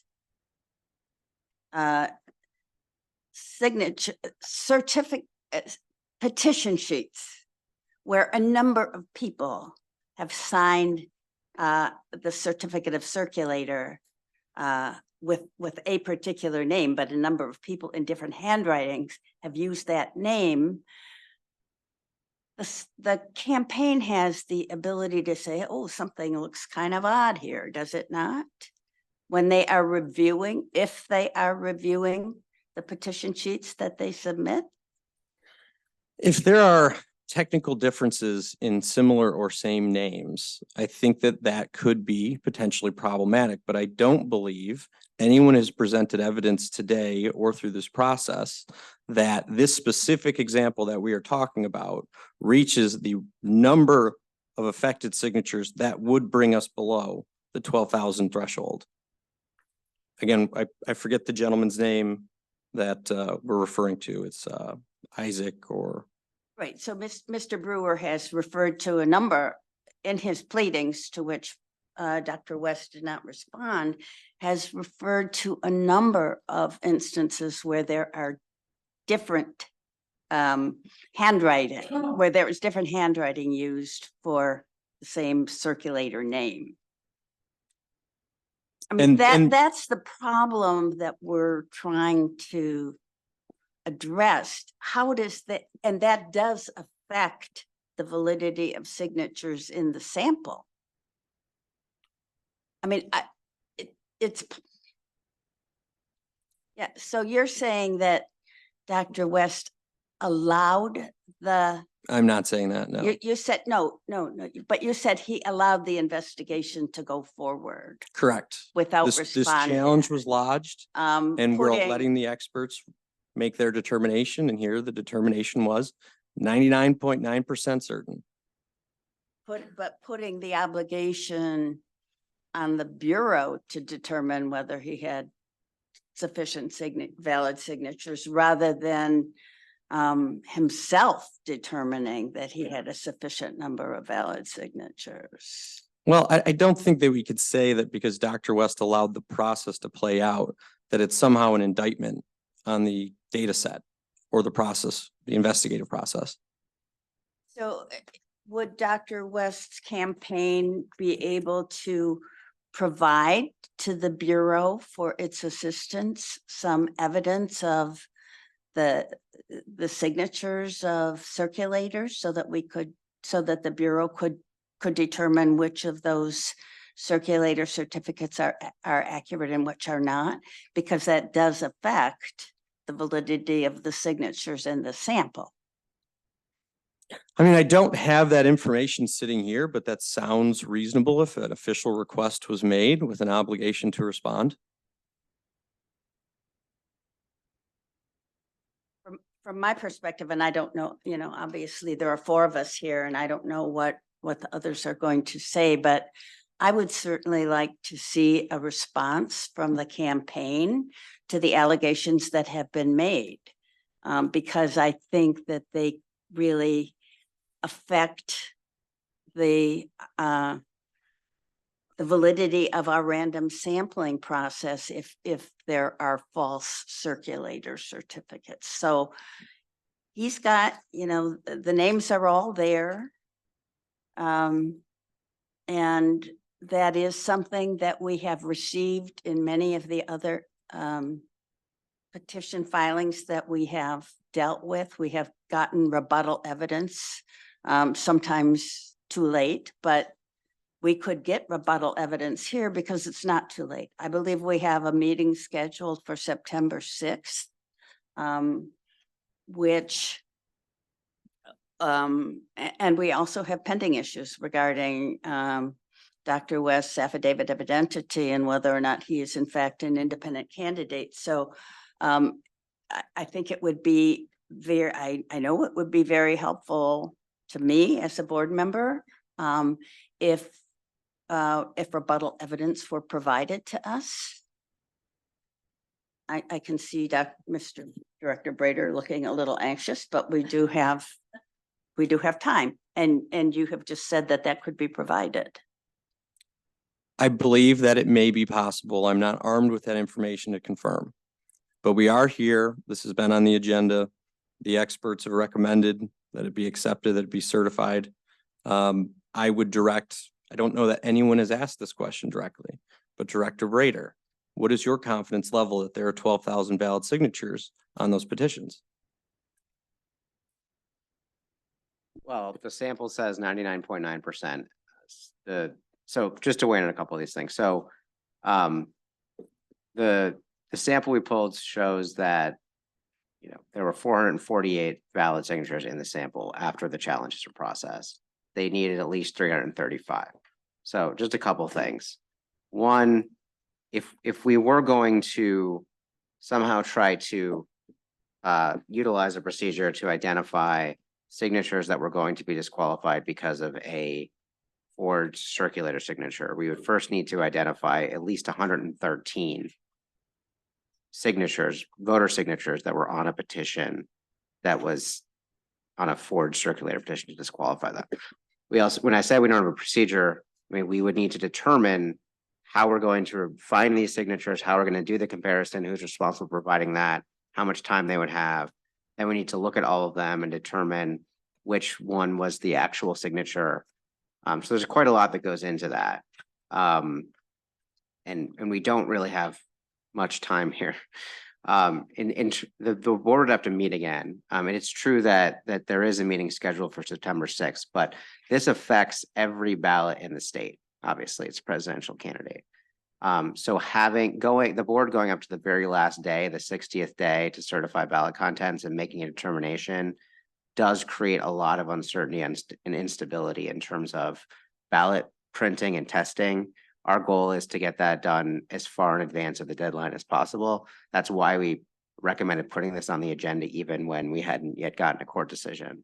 So, between the uncertainty of how we would develop this process for evaluating the validity of circulator signatures, how we would get that evidence, putting it together for the board, and then the possibility of court challenges, going to September 6th is very risky, in my opinion.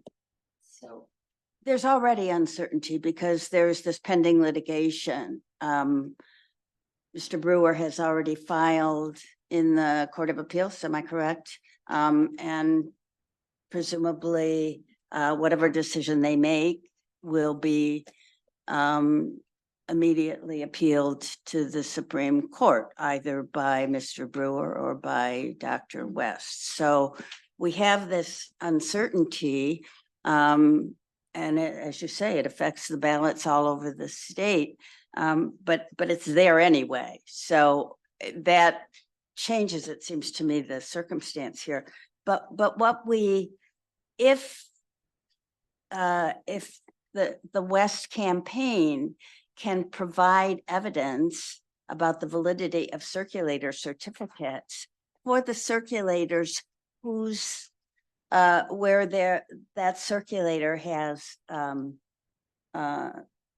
petition signatures that are in the sample, that seems to me like a manageable process, and one which he has suggested the campaign would want to do.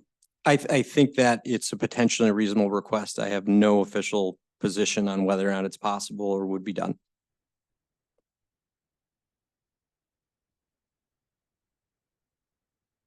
Are there I had a question for Mr. Brewer or for Mr. Brader and for Adam as well. For either one of you. Have you heard, granted, we're talking about issues that are with circulators. I'm still not convinced that I've heard allegations. I haven't heard any proof. I haven't seen any proof. But my question to you is, have you, knowing the sampling process, having gone through this, having validated all of this, have you heard anything here this morning that would change your recommendation to us? No.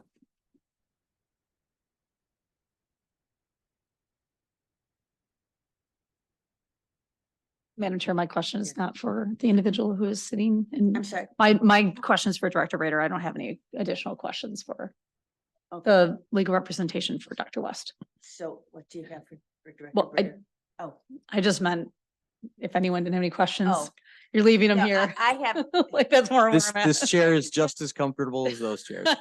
I have no further questions for him. However, I wonder if anything that has been said, if people would benefit from recalling either, Mr. Brewer or Mr. Trebilcock. My question is directly to Director Brader and to Adam.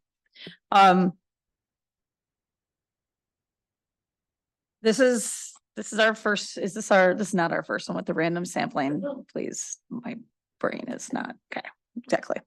But can you go through the process? You've got the, the statistic, they tell you which line, which page. Can you kind of go through step by step of what that looks like as a staff member going through, as a bureau member going through that process? Is that? I think Adam can better. Yeah, I figured one of you could. I just was trying to get it out correctly. So the first step in the process is really to count is to count. It's to figure and sort and all of that. So petitions come in. If they're not already sorted, we sort them by the number of signatures that are on the page. So the 10s through zeros. Zeros meaning that somebody submits blank pages. We're not at this particular stage. We're not looking at face elements or anything like that at this particular point. So we're going through and we're sorting into different piles. And then from there, we begin counting and scanning and Bates numbering. So that now happens all kind of at the same point. So the petition sheets themselves get scanned. They get, after they're sorted, we scan them into a PDF and we apply an electronic Bates number now. If you recall in prior years, we would do the hand stamp, the very loud hand punch stamp. We now do that via PDF. At this point, while we're doing all of this, we are looking still for, or do we see any sheets that contain obvious elements of like potential fraud or potential forgery or signatures or anything like that? Are we seeing some of these patterns? We are not pulling things out of the universe at this point, or really at all anymore.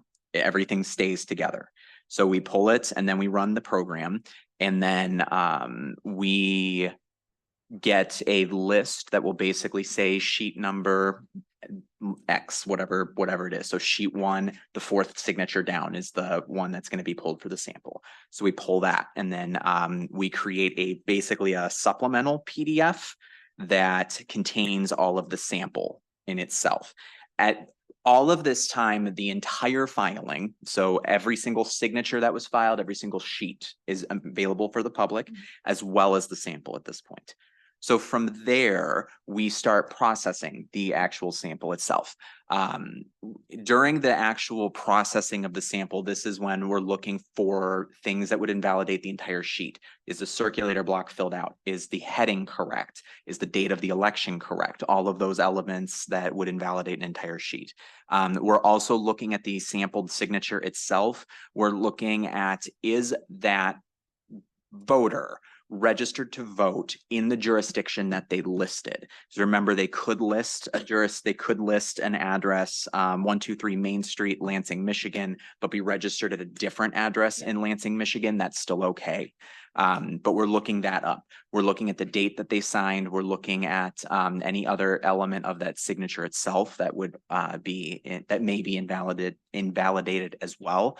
And then that's being done direct in the qualified voter file, comparing the signature in the qualified voter file itself.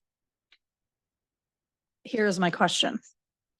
So we're comparing the voter signature on the individual who signed. we're looking at the dates. So have you, when you're doing this process, you're looking to make sure that the circulator box is complete? Are we comparing the circulators as you're going through, still looking for possible patterns? So to the extent of like similar to what we saw in 2022, where there's the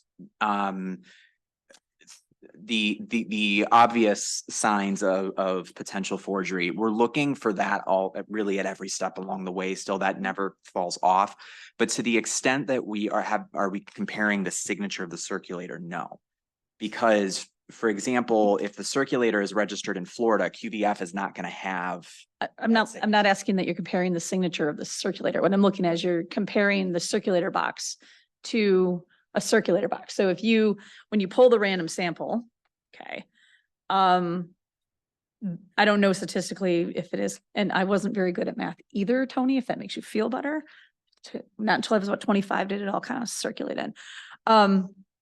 But if you had if you're looking at the random sample, and obviously you have now made a random sample group, you're looking to make sure it's complete. My question is, are you looking at, let's say at that point, are those circulators coming up once or twice in that sample again?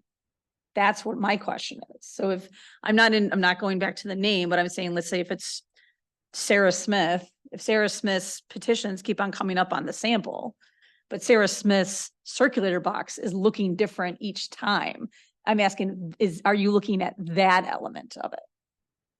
That's my question. That currently is not, like the comparison between each sheet is currently not part of our review. How do we make it part of that review?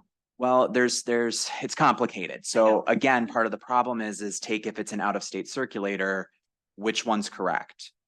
Do we just reject all of it? You know, so I say that just as that's a problem that isn't really contemplated, I don't think, in statute But or. today, when you're going through the samples, every one of those sample sheets,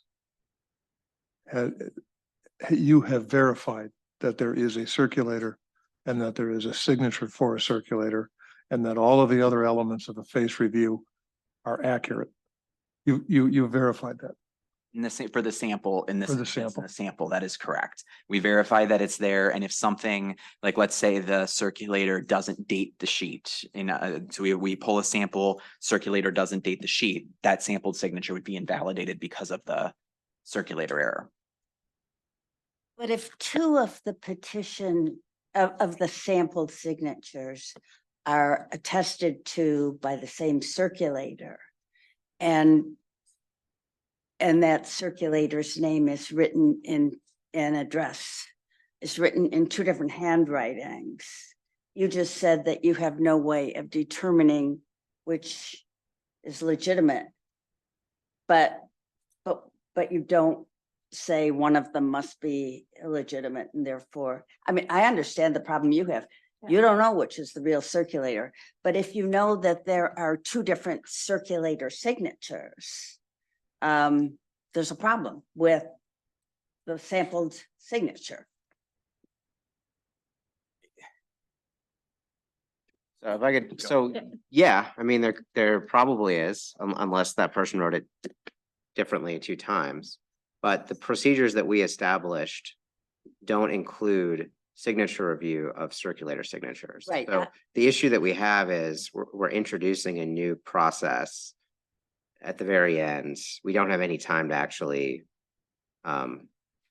implement it in an orderly way for this candidate. I mean, and we're talking about out-of-state signatures that we have to somehow track down. But the fact that we have not yet established a process doesn't mean that we don't have a problem and an obligation. So, and I think that maybe we're getting a little closer in that every petitioned, every sampled signature is associated with a circulator. And we could get, and am requesting of counsel for Dr. West, we could get information about these circulators. We could get something where they are attesting with an affidavit that this is my signature, and then we would be able, and this can affect, it has the potential of affecting the validity of a sufficient number of signatures in the sample. So I think where we don't have ourselves the information, we can ask the candidate to provide it. I agree with that. Totally agree. I'd make one more point in that we're looking at we're looking at the exhibits provided by Mr. Brewer here. But we're looking at the electronic copy. I would probably be a terrible employee for the Department of Elections because I'm looking at several of these signatures that have been flagged as fraudulent on circulators. And to me, they look like the same person has signed it. In all three cases that I'm looking at, on the one, you had one pulled up there. Okay, so I'm looking. I mean, the examples that we're looking at that you provided, Mr. Brewer. I'm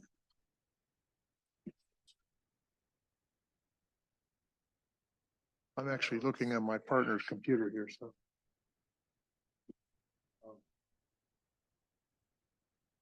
Madam Chair, may I ask a question to Adam or Director Brader while that's kind of going on? Is it possible, do you, in the sample itself, at least for the board members to, I'm trying to put my words together, but to,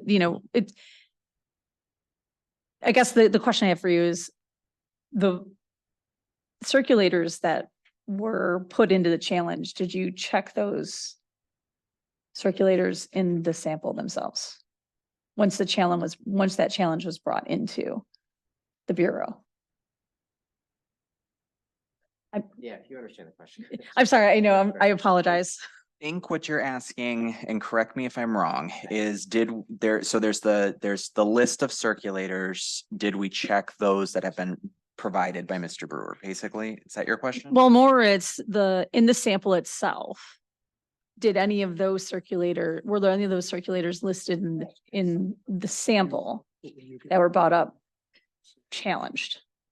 I'm really having a hard time trying to put this together. I apologize. So some of the circulators that are being challenged here, based on the allegation that they weren't the ones who actually signed that. Some of those do have petition signatures that are in the sample. What I don't know is whether if you add up all of the signatures in the sample that were signed by these question circulators, whether that would actually be enough, even if they were all thrown out, to remove 113 from the sample, which is what you'd need to do to get under the threshold. I understand. I think for me, honestly, it's not about whether or not I'm not looking at that 113. I'm actually looking at the question of that circulator. I think that's, and I get the 113. When challenges are made and those circulators are in that challenge, that's where my concern is. If we can't verify these circulators, I guess I'm just looking more at the process than the outcome at this point. Does that make sense? Adam's giving me a look like I'm not making sense, and it's all right. I guess for me, it's, if there's any chance that we have to correct what has been going on, that's what I would like to see. How many of those circulators at this point are being challenged in the sample? Madam Chair, I can answer these factual questions if I could be permitted to speak. Mr. Brewer, yeah, we'll Thank you. recognize you again. We attached as Exhibit 1 to our complaint over a month ago, a list of all the circulators we claim have forged signatures. It's there. You've had it for a month. Apparently nothing's been done with it. There are 641 signatures which would be invalidated if those circulators forged those certificates. That's far more than enough for Mr. West to be well below the threshold and not be certified. You have the list. All that needs to be done is make a demand of the West campaign to provide signature samples for these circulators. And you can compare that sample you get back from the West campaign to the signatures on the petitions in the sample and see whether they are the legitimate signature of that circulator. This could have been done a month ago, and there's certainly time to do it now. You've got the list. You've got Mr. West representative here. Make a demand that West demonstrate that those signatures were not forged. I would like to just add one thing that I think we may be glossing over. It's been mentioned multiple times that this could be done and that it could be addressed on September 6th. However, as you know, we do have a current legal challenge that is going through appeals. And assuming for the sake of argument that we prevail as we did last week, if this board wants to set another review and determination for September 6th, and Dr. West is aggrieved by that decision, there is no time for judicial review or repeal. So what's happening here is because nothing was done with our challenge for a month, and Mr. West waits for weeks to show up here, he's going to get away with forgery. That's exactly what's being done here. Because of his neglect and the failure to process our challenge, we're going to let a forger put his name on the Michigan ballot. That cannot happen. So I'm not, like, if I may, I don't see where the claim that there's 642 or whatever it was in the sample that were being validated. Quick count, I could be wrong, but I counted 85 signatures in the sample that were submitted by the circulators with these names. So, you know, we obviously can look at that more closely, but I'm not really understanding that all again. Submitted by circulators whose names have been raised here. And So I'm looking at the Brewer filing on behalf of Ms. Holliday, and again, this was done very quickly, but there's a list of circulators by the last names Isaac, Flynn, Milrians, F. Williams, Dillahunt, Gibson, and Hughes. And there's a chart that's provided that lists the number of signatures in the sample from those circulators. And I could have gotten my arithmetic wrong, but it looked like there were 85 signatures in the sample that were submitted by those circulators. So I was just wondering what the 640 was coming from. But, you know, but just to the point that there was nothing done with the challenge, it's not accurate that nothing was done. It's just that, as noted, you know, we don't have a process in place to investigate out of state or review the signature validity of circulators. right, and that's the point, that the obligation should be the burden. You know, we talk about burden shifting or kind of default if there's no response, but the campaign, I'm sure Dr. West would be anxious to provide, I would hope he would be anxious to provide the information that I personally feel I need in order to assure myself that there are a sufficient number of signatures. And I understand that we're making some kind of calculations on the fly here, but I think that Mr. Brewer, you know, the challenger has done a huge job. And there are also, of course, issues raised by the other challenger with regard to signatures that we should demand that there be a response which allows us to evaluate, because challenges notwithstanding, the obligation is ours. The obligation to make that determination. So wait a second though. So we have a petition that's been filed by Mr. West that has gone through the current process that this board has put in place, that the elections have. It has gone through the process as it exists today, and that portion of it, everything is in good shape. The petition is fine. What's being talked about here is the fact that there may be a piece of process not in place. We're talking about something that doesn't exist in the process. Talking about validating a signature for a circulator. I just want to be clear. I am not asking about validating a signature. I just want to make sure the signature, that circulator is an actual. So let me back up. So either way, the process that's in place was followed. And the Board of Elections has come back to us with their results of following the process. We are now having a conversation about whether that process needs to have another piece added to it, which, to be honest, should not put the person filing the petition in jeopardy. If we're going to talk about changing the process, I think that has to happen down the road after we make a decision about this. If this were a court and someone were accused of something, and the answer came back and said, well, yeah, the process isn't right, so here's the deal, we should talk about the process. You're not going to convict the individual based on a piece of process that doesn't exist. But if there is, I mean, if we're comparing this to a judicial proceeding, if there's an allegation made, there is an obligation to respond to it. And if that response does not come, that is essentially treated as an admission. So we are recognizing, I think we're discussing whether or not there is something in the process that is missing, that could be missing.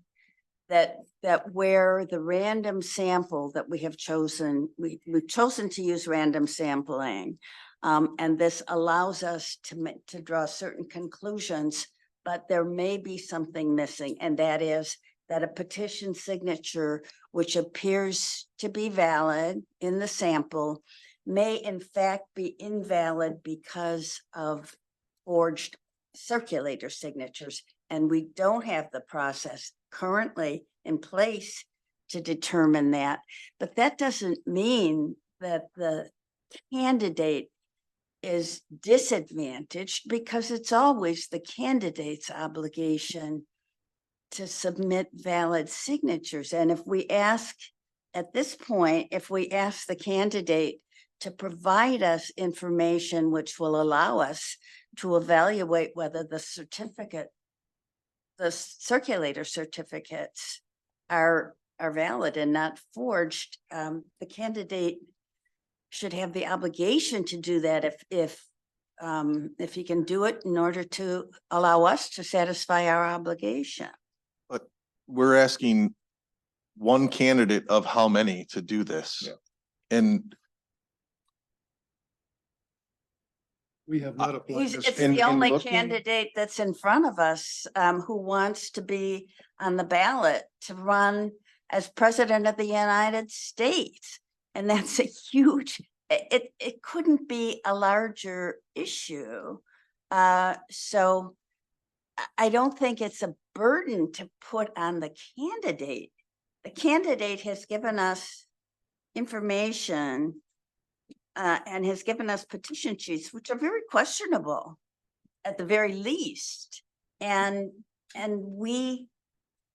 think we must, as both Mr. Brewer and Mr. Belcock have pointed out, we have a duty to investigate according to the statute. And that's all we're talking about, is doing a little more investigation here in order to determine whether Dr. West deserves to have a position on the ballot to run for president of the United States. What could be more important? I don't think anything could be.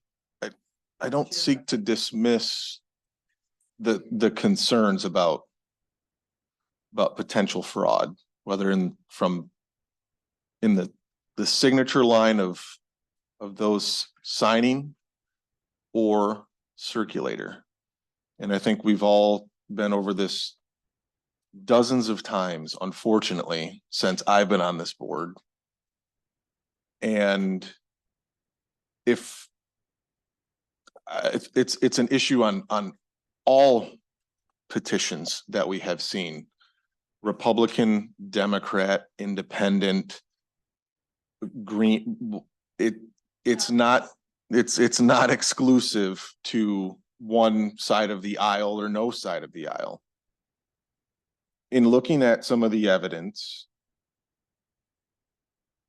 a a number of these just simply do not look that different to me. And I'm not an expert. I didn't go through the entirety the way the challengers did to lay this out. But to what member Housecamp said about the process, there is a process that's been followed, and it's been followed for each campaign that's required to submit signatures. And their determination was that within the bounds of that, they have met the guidelines, they have enough, they have statistical validity. And I am not comfortable changing course with what the process has been.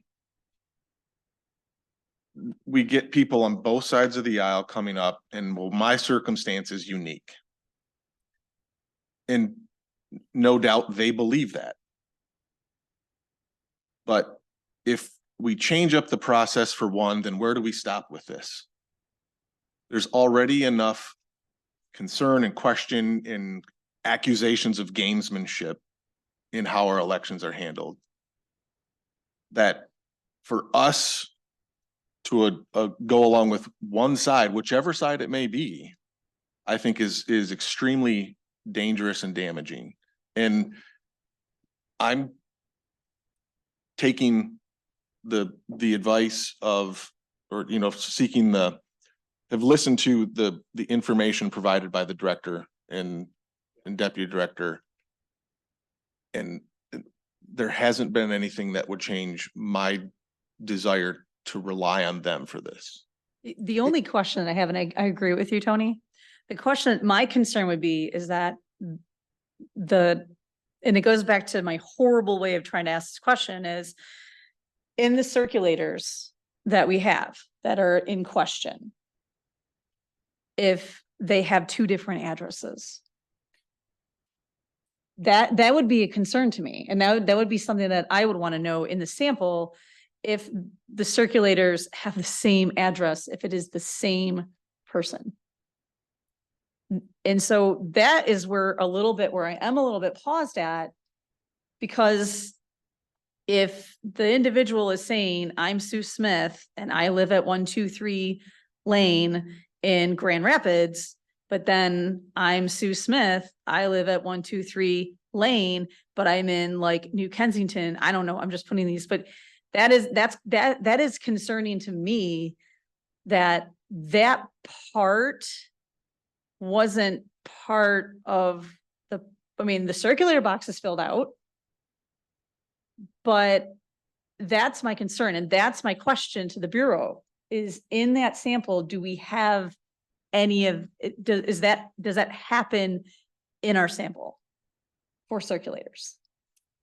I'm not asking to change the process. I am just asking. What the process is. That's why everyone who knows that I will ask the question, explain the process, and so that it's out and open. And that's why my concern at this point is that if that individual circulators are in there, and let's say the signatures all do look the same, but the address is different, is it a different person or is it the same person? And can we accept that if that's not part of the process? Can we as a board question that? Based on the example you just gave, there's a more fundamental issue. Could there potentially be two Sue Smiths? Are we allowed to have two Sue Smiths in the state of Michigan? Maybe, I mean, I'm looking at it. I just wanted, Bureau, the Bureau does excellent work. And it's not a question of their work. It's just, is this possible in this sample right now? That would be my concern, but I wanted to ask the chair if we could take a recess for just a few minutes. Yeah, we can take a recess. Yeah, okay. We are going to recess for Let's 5 use the minutes, restroom. and I believe the door there is now open. Well, why don't we say 10 minutes? Yes.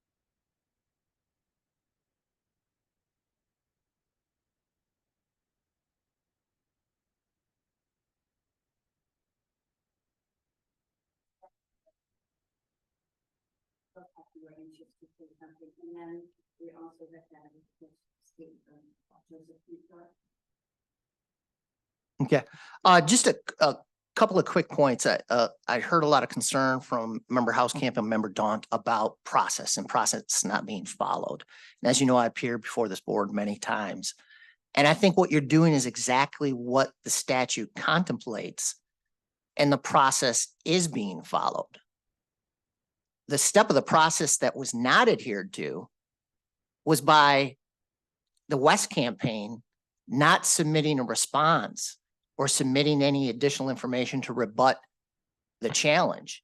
It is this board's authority to determine whether or not collectively the staff report and the challenges based on all of that and any response, in this case, none from the West campaign, satisfies you or not. So the process is being followed. And second, to Chair Gerwitz's suggestion that getting additional information or taking a pause to get some additional information from staff is exactly what the process calls for. And a matter of fact, I've been here where the board has done just that.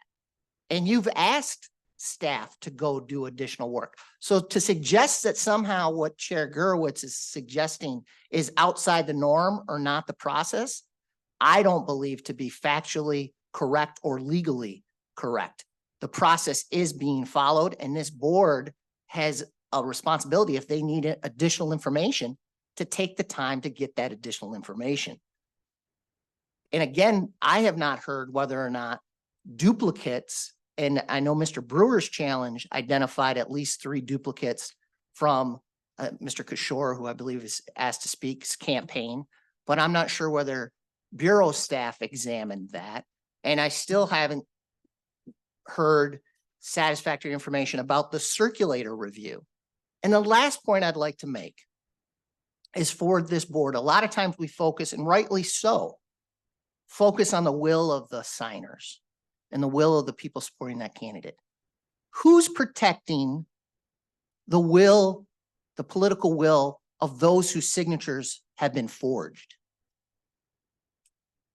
Who but you? You are there to protect against forgery and to determine whether or not the West campaign aided and abetted. They paid for these signatures. They bought them. And there are indicia of fraud. Who's going to protect those voters? It is incumbent upon this board to do it and to take the time and get the information that is necessary. With that, I will stop. Thank you. I think I would just like an opportunity to respond. I mean, I think we've been going around and around here. And what's being advocated is to take the rules and take the process and change it at the 11th hour because we don't like the result. And so to take a candidate who submitted more than double the number of requisite signatures, this is not even close. More than double, 99.9% confidence level. Change the rule, try to send it back in to make the yes turn into a no would be a massive due process violation to do to a single candidate simply because he is a disfavored candidate. That's what's being asked here. These arguments were submitted in writing, they were reviewed. We've heard oral argument today that has been considered. Both times we heard it in black and white. Director Brader said nothing he heard today would change his opinion. And with that, that's all I have to say. Yeah, I don't think that it's changing the process. I think it's supplementing it where it seems that the process, because process isn't everything. The question is whether the process serves our interest. And when we can get additional information, which would allow us to satisfy our obligation, then I think we need to do so. Mr. Kishore wants to speak. Can you spell your name for the reporter? Yes, Joseph, Joseph, Kishore, Kishore. First of all, I just want to say that I'm not speaking on behalf of the West campaign, either legally or politically. I have differences as, you have just approved my own petition to be on the ballot for the state of Michigan earlier in the session. I'm the presidential candidate of the Socialist Equality Party and running as an independent candidate. I would like to state, however, that I fully support the right of Cornel West to appear on the ballot and call on this body to vote to certify that result today. What has in fact happened? Cornel West and his supporters have submitted over 26,000 signatures.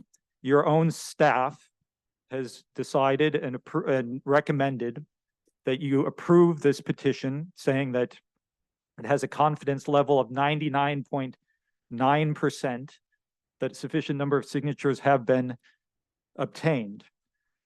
You are now talking about the possibility of imposing new requirements, newer procedures for the West campaign to submit in order to satisfy the requirements, as has been pointed out at a very late stage in this process.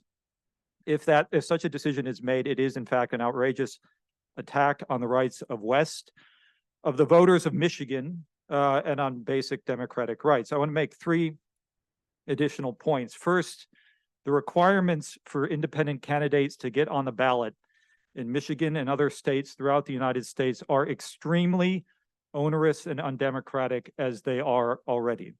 The United States talks about defending democracy all over the world, but for independent candidates to get on the ballot, third parties requires oftentimes tens of thousands, if not even more, signatures of registered voters just to get on the ballot.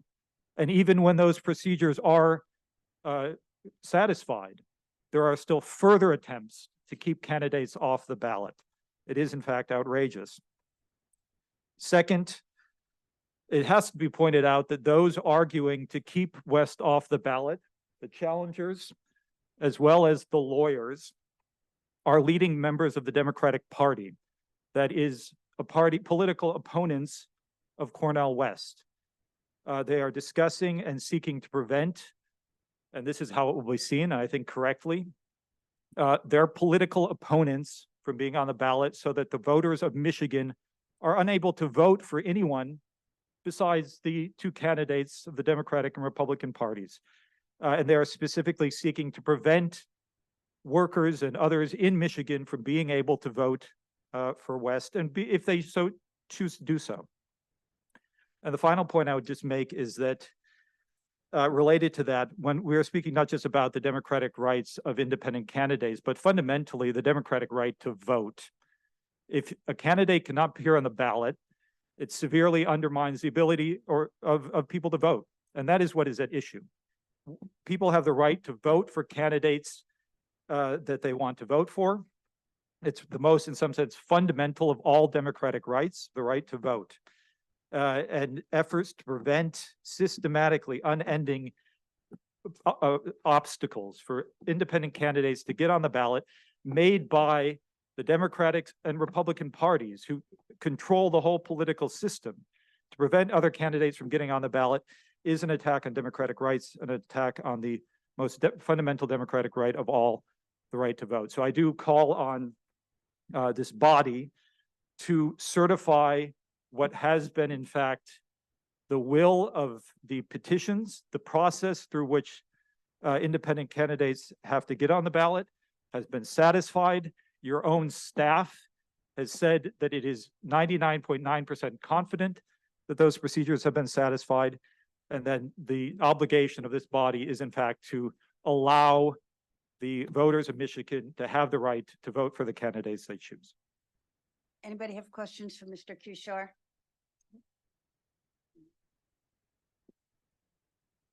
Do we have any further discussion? I do. Because I'm actually curious about, and I know I've brought this up as a member of this board, about duplicate signatures when we're talking about nominating petitions. So is there a report or anything that we could know about duplicate signatures? And I know that the random sample process does, at least it gives us a smaller amount of signatures to look at rather than the whole universe when we're looking at duplicates. So typically when in general with duplicates, this is something we typically tend to leave for challengers to bring to us because as they go through the whole thing, in this specific instance, there were 16 signatures that were rejected as being duplicates because because either they appeared within the sample somewhere else or I believe it was all of them. I'm looking for confirmation. I might need to double check on that finished part, but typically when with a duplicate, in this instance, it would be for that reason, or if they signed a certain number, too many of petitions, but those are left for challenges. We do process those and those are reflected in the staff report currently. And since I know we just started putting the 100 voters per county, if you can kind of explain that a little bit and what, is there any more detail that will be put into reports or just that they met the threshold? I mean, if the board requests more detail on that, it's obviously something we can look at for future reports. We do check to make sure there's at least 100 from each congressional district. That's done early in the process. You know, I understand there's a complaint that the campaigns can't see the 100 that we looked at. But that, I mean, if we provided those 100 and they were to challenge some of those, it wouldn't really mean anything because there would still be more elsewhere in the petition. So I mean, for future rounds of this, we could look at ways to make the information available. But we as part of the initial process, we verify that there's 100 from each congressional district. And again, we're talking about you know, at least 12,000 valid signatures. So that's not a very high threshold to meet. I just mean like for future reports in front of the board. That's where I'm going with that. I think that is the end of my questions right now. Well, I would just, I think we're getting close to the point where we can have a motion, but I would like to say this, that the candidate has been provided with the sample. And for each of the signatures on the sample, the candidate knows who the circulator is. And personally, I would not feel satisfied that I had satisfied my obligation to determine the validity of this filing without an assurance that the circulators certificates are not forged. So I personally would like the candidate to furnish to the Bureau for its review, acting at our behalf. I would like them to furnish evidence of the identity of the circulators with a valid attested to signature so we can check those circulators. And that is, I don't think that is it is not changing the rules of the game because we have always required, expected that circulators would be honest, but where in fact we have significant evidence, I think it's significant evidence that there are forgeries in the circulator certificates, which would affect the validity of the signatures in the sample. I think that we cannot say that our process doesn't permit us to do investigation. I think particularly at this time, when we have time to do further investigation, that it is incumbent upon us to do so and incumbent upon the candidate to provide us with the information that I think is necessary.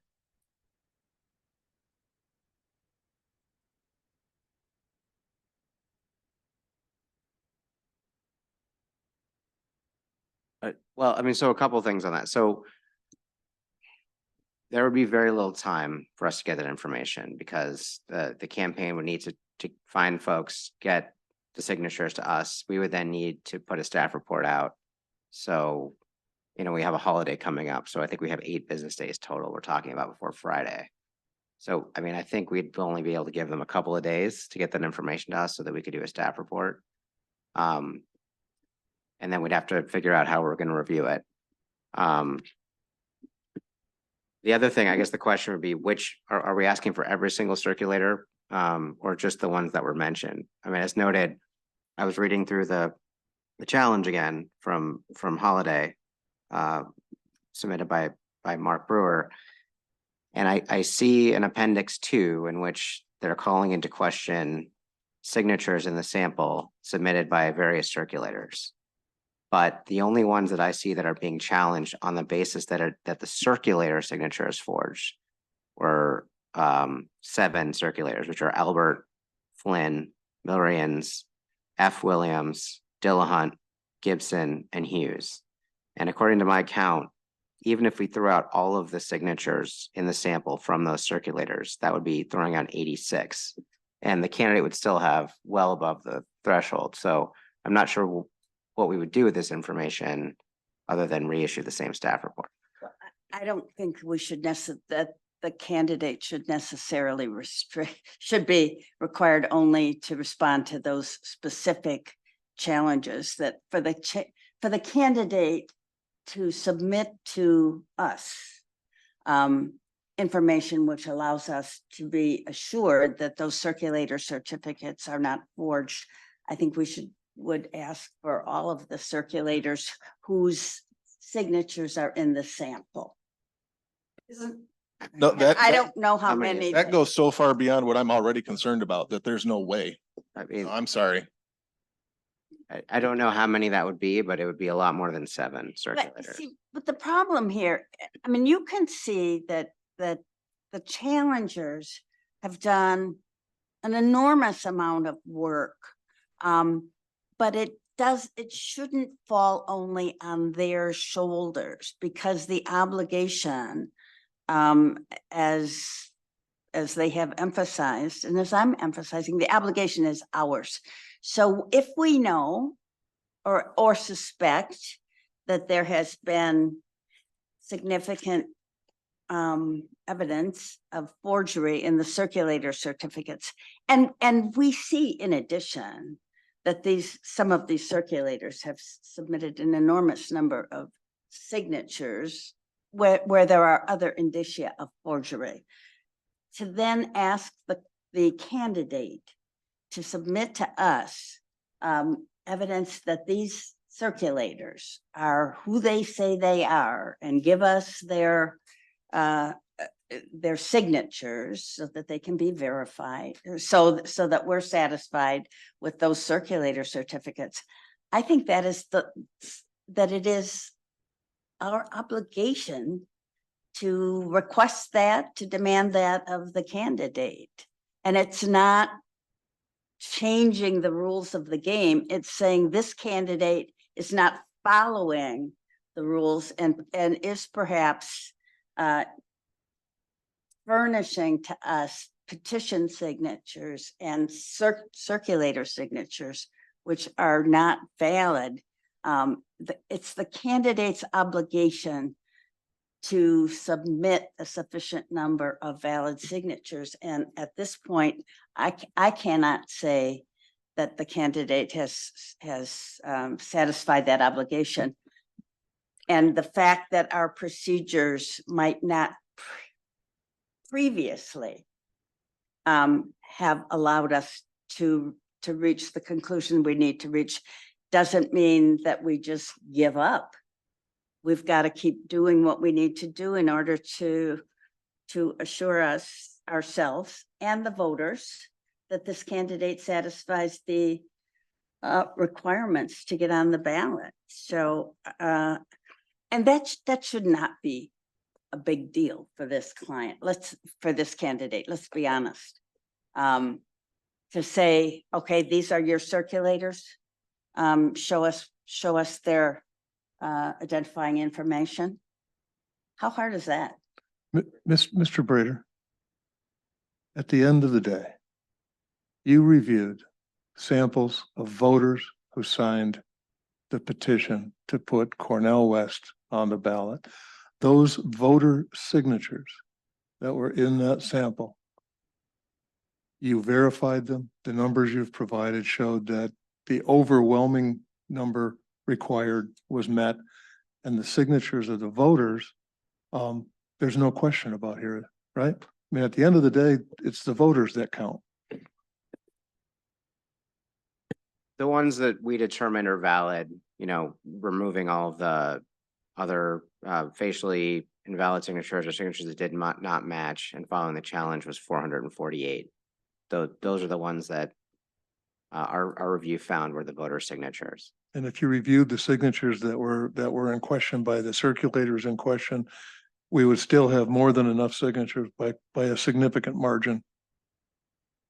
Yeah, I believe that there were 86 signatures in the sample submitted by the 7 circulators that were questioned in that challenge. And if we remove those 86, they would still have, I think, 27 more than they need. We should be able to make a motion here. We have a motion? Could I make one? Sure. I move that the board conditionally accept the staff recommendation and find the qualifying petition filed by Cornell West sufficient. I further move that should the courts reverse the Secretary of State's disqualification, Cornell West be certified to the November general election as a candidate without party affiliation for the office of President of the United States. I have a question before I offer support. It seems like that was written before the reversal of the court, your affidavit issue. It's been appealed. So how, should that be worded differently? Because now a reversal would mean he's back off the ballot. I just really wanted to extend this meeting some more. Could we? They do have lunch waiting for us, you know. We do? Todd. Outstanding. Maybe you should.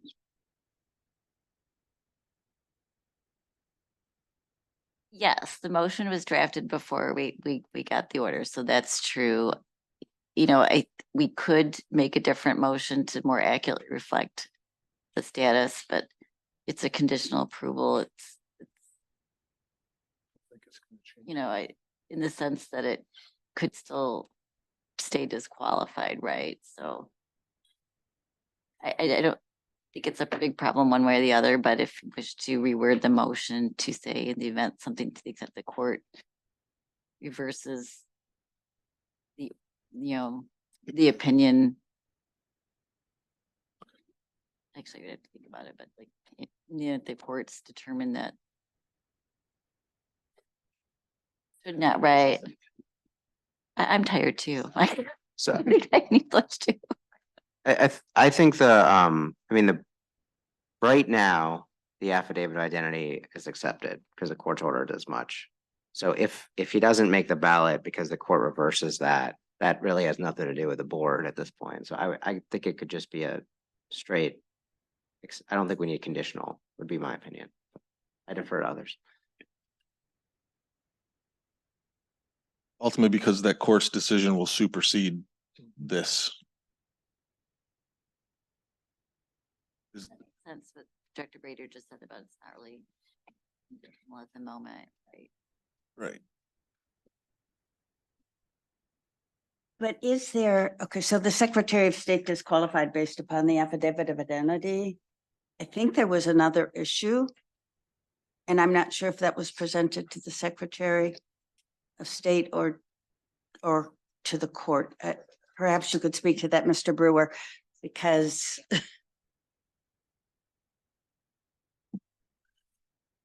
In the now consolidated litigation involving West, Holiday, and the Michigan Democratic Party, there are issues beyond the defects in the affidavit, which the plaintiffs believe disqualify Mr. West. So every issue that any party thinks disqualifies him is in that litigation, but it's more than the AOI. right, so.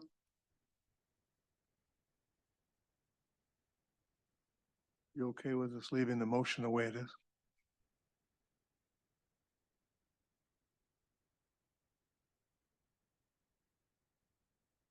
I would do a new motion, and just without the conditional part. I'm sorry? I would recommend doing a new motion without the conditional Because ultimately, if a court says he's not on the ballot, I We mean, just- it would either be reversing the board's decision. Well, I don't know how you're all gonna vote either, but I think that I don't think it needs to be a conditional motion, I guess is my opinion.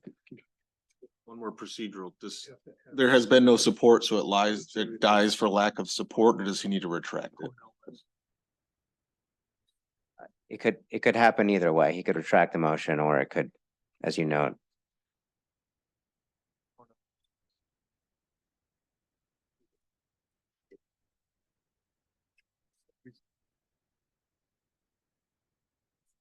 We just go down to the words. Can I restate the motion? I move the board conditionally accept the staff recommendation and find the qualifying petition filed by Cornell West sufficient. You need to remove the word conditional. We do. I move the board accept the staff recommendation and find the qualifying petition filed by Cornell West sufficient. Support. All in favor? Aye. I would like to make a statement. I'd like to make a statement before I actually vote. I've been on this board for a long time, as everyone knows. And I think that today's meeting opened up conversations about procedure and process. And that we really do need to look at our petitioning process in the state of how that we look at circulators, how we look at, individuals who are expressing their rights to have a candidate put on the ballot. But I think that given the questions that I've had about the challenged circulators and that the numbers from the Bureau stating that it would still leave this candidate with 27 signatures in the favor, even if you were to take those out of the ones that were challenged, named in the challenge. Am I correct on this? On my count, yes. This is where I have a pause a little bit, but I have my faith in the Bureau that you are doing exactly what the job is.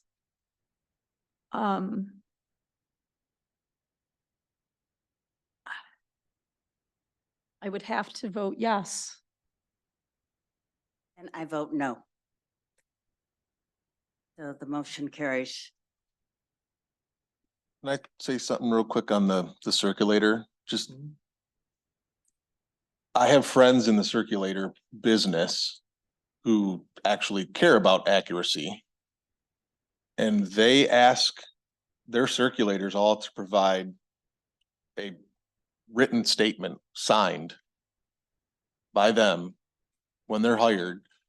And when they review what's submitted by those individuals, if it doesn't match what they provided at their hiring, they throw out that signature or that sheet rather.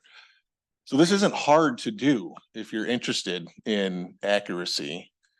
And I think there absolutely are questions and concerns raised by this process by Mr. Brewer, Mr. Trebilcock, Mr. Doster and other settings about the accuracy. And I think either legislatively or through us, we should seriously consider ways to address this moving forward because it does require some foresight.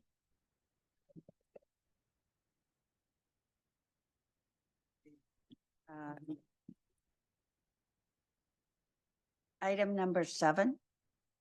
Other business as presented. Do we have any other business? Mr. Gallant is on.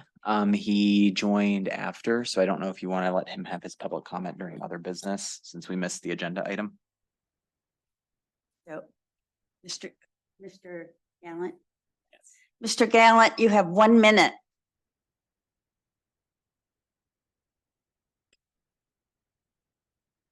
Mr. Gallant? Can you hear me now? Hello? Can you hear me Yes. Okay, thank you very much. James Gallant, Marquette County Suicide Prevention Coalition. And that was just a complete abortion of justice, what you just did. You didn't follow Robert's Rules of Order. You came with a motion at the end. It was already prepared weeks ago. And then you people have been running off the screen. That's like electronic communications during a meeting. What are you doing? And the administrative rules that you're changing, this board appears to have lied to the administrative rules process committee. And you said you weren't changing the rules, but now you're trying to change this very rule. The administrative rule says public comment on every single agenda item. And now you're axing that out, but you said you weren't changing the rules. You lied to them. And I think the governor should vacate every single one of you from your office and reassign Jonathan Brader. I guess you probably can't fire him, he's a state employee, but reassign him to something else other than the Board of Elections, because he doesn't know how to follow Mike Brady's rule, Robert's rules. Motion second brings the business before the committee. That's all the way it works in America. I'm hoping that Dr. West will bring this up in his court case, that you folks did not follow the rules when you Thank you, Mr. board Gallant. did this.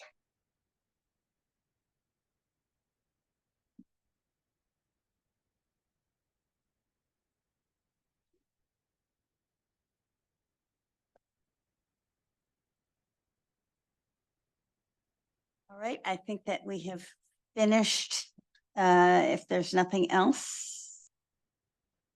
Okay. Now we do have lunch for the board members and staff. So we will adjourn to lunch.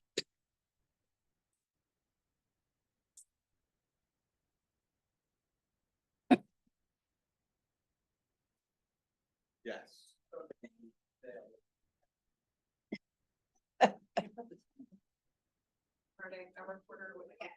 I wanted to see that box. Is that the name tag? Oh, I just wanted. okay. Civic News Company? Yes, so we basically. Oh. You'll probably see me a lot more. Okay. I just wanted to introduce myself. Good. I was wondering- You know, I have asked them to give me a business card, but they haven't, and I'm retired from my, right. Okay, what would be Yeah. best? It's M.E. Gurwitz@gmail. Okay. Yeah. Okay, yeah. I'm always happy to answer questions about elections because I have been doing election law for years. It is. It is.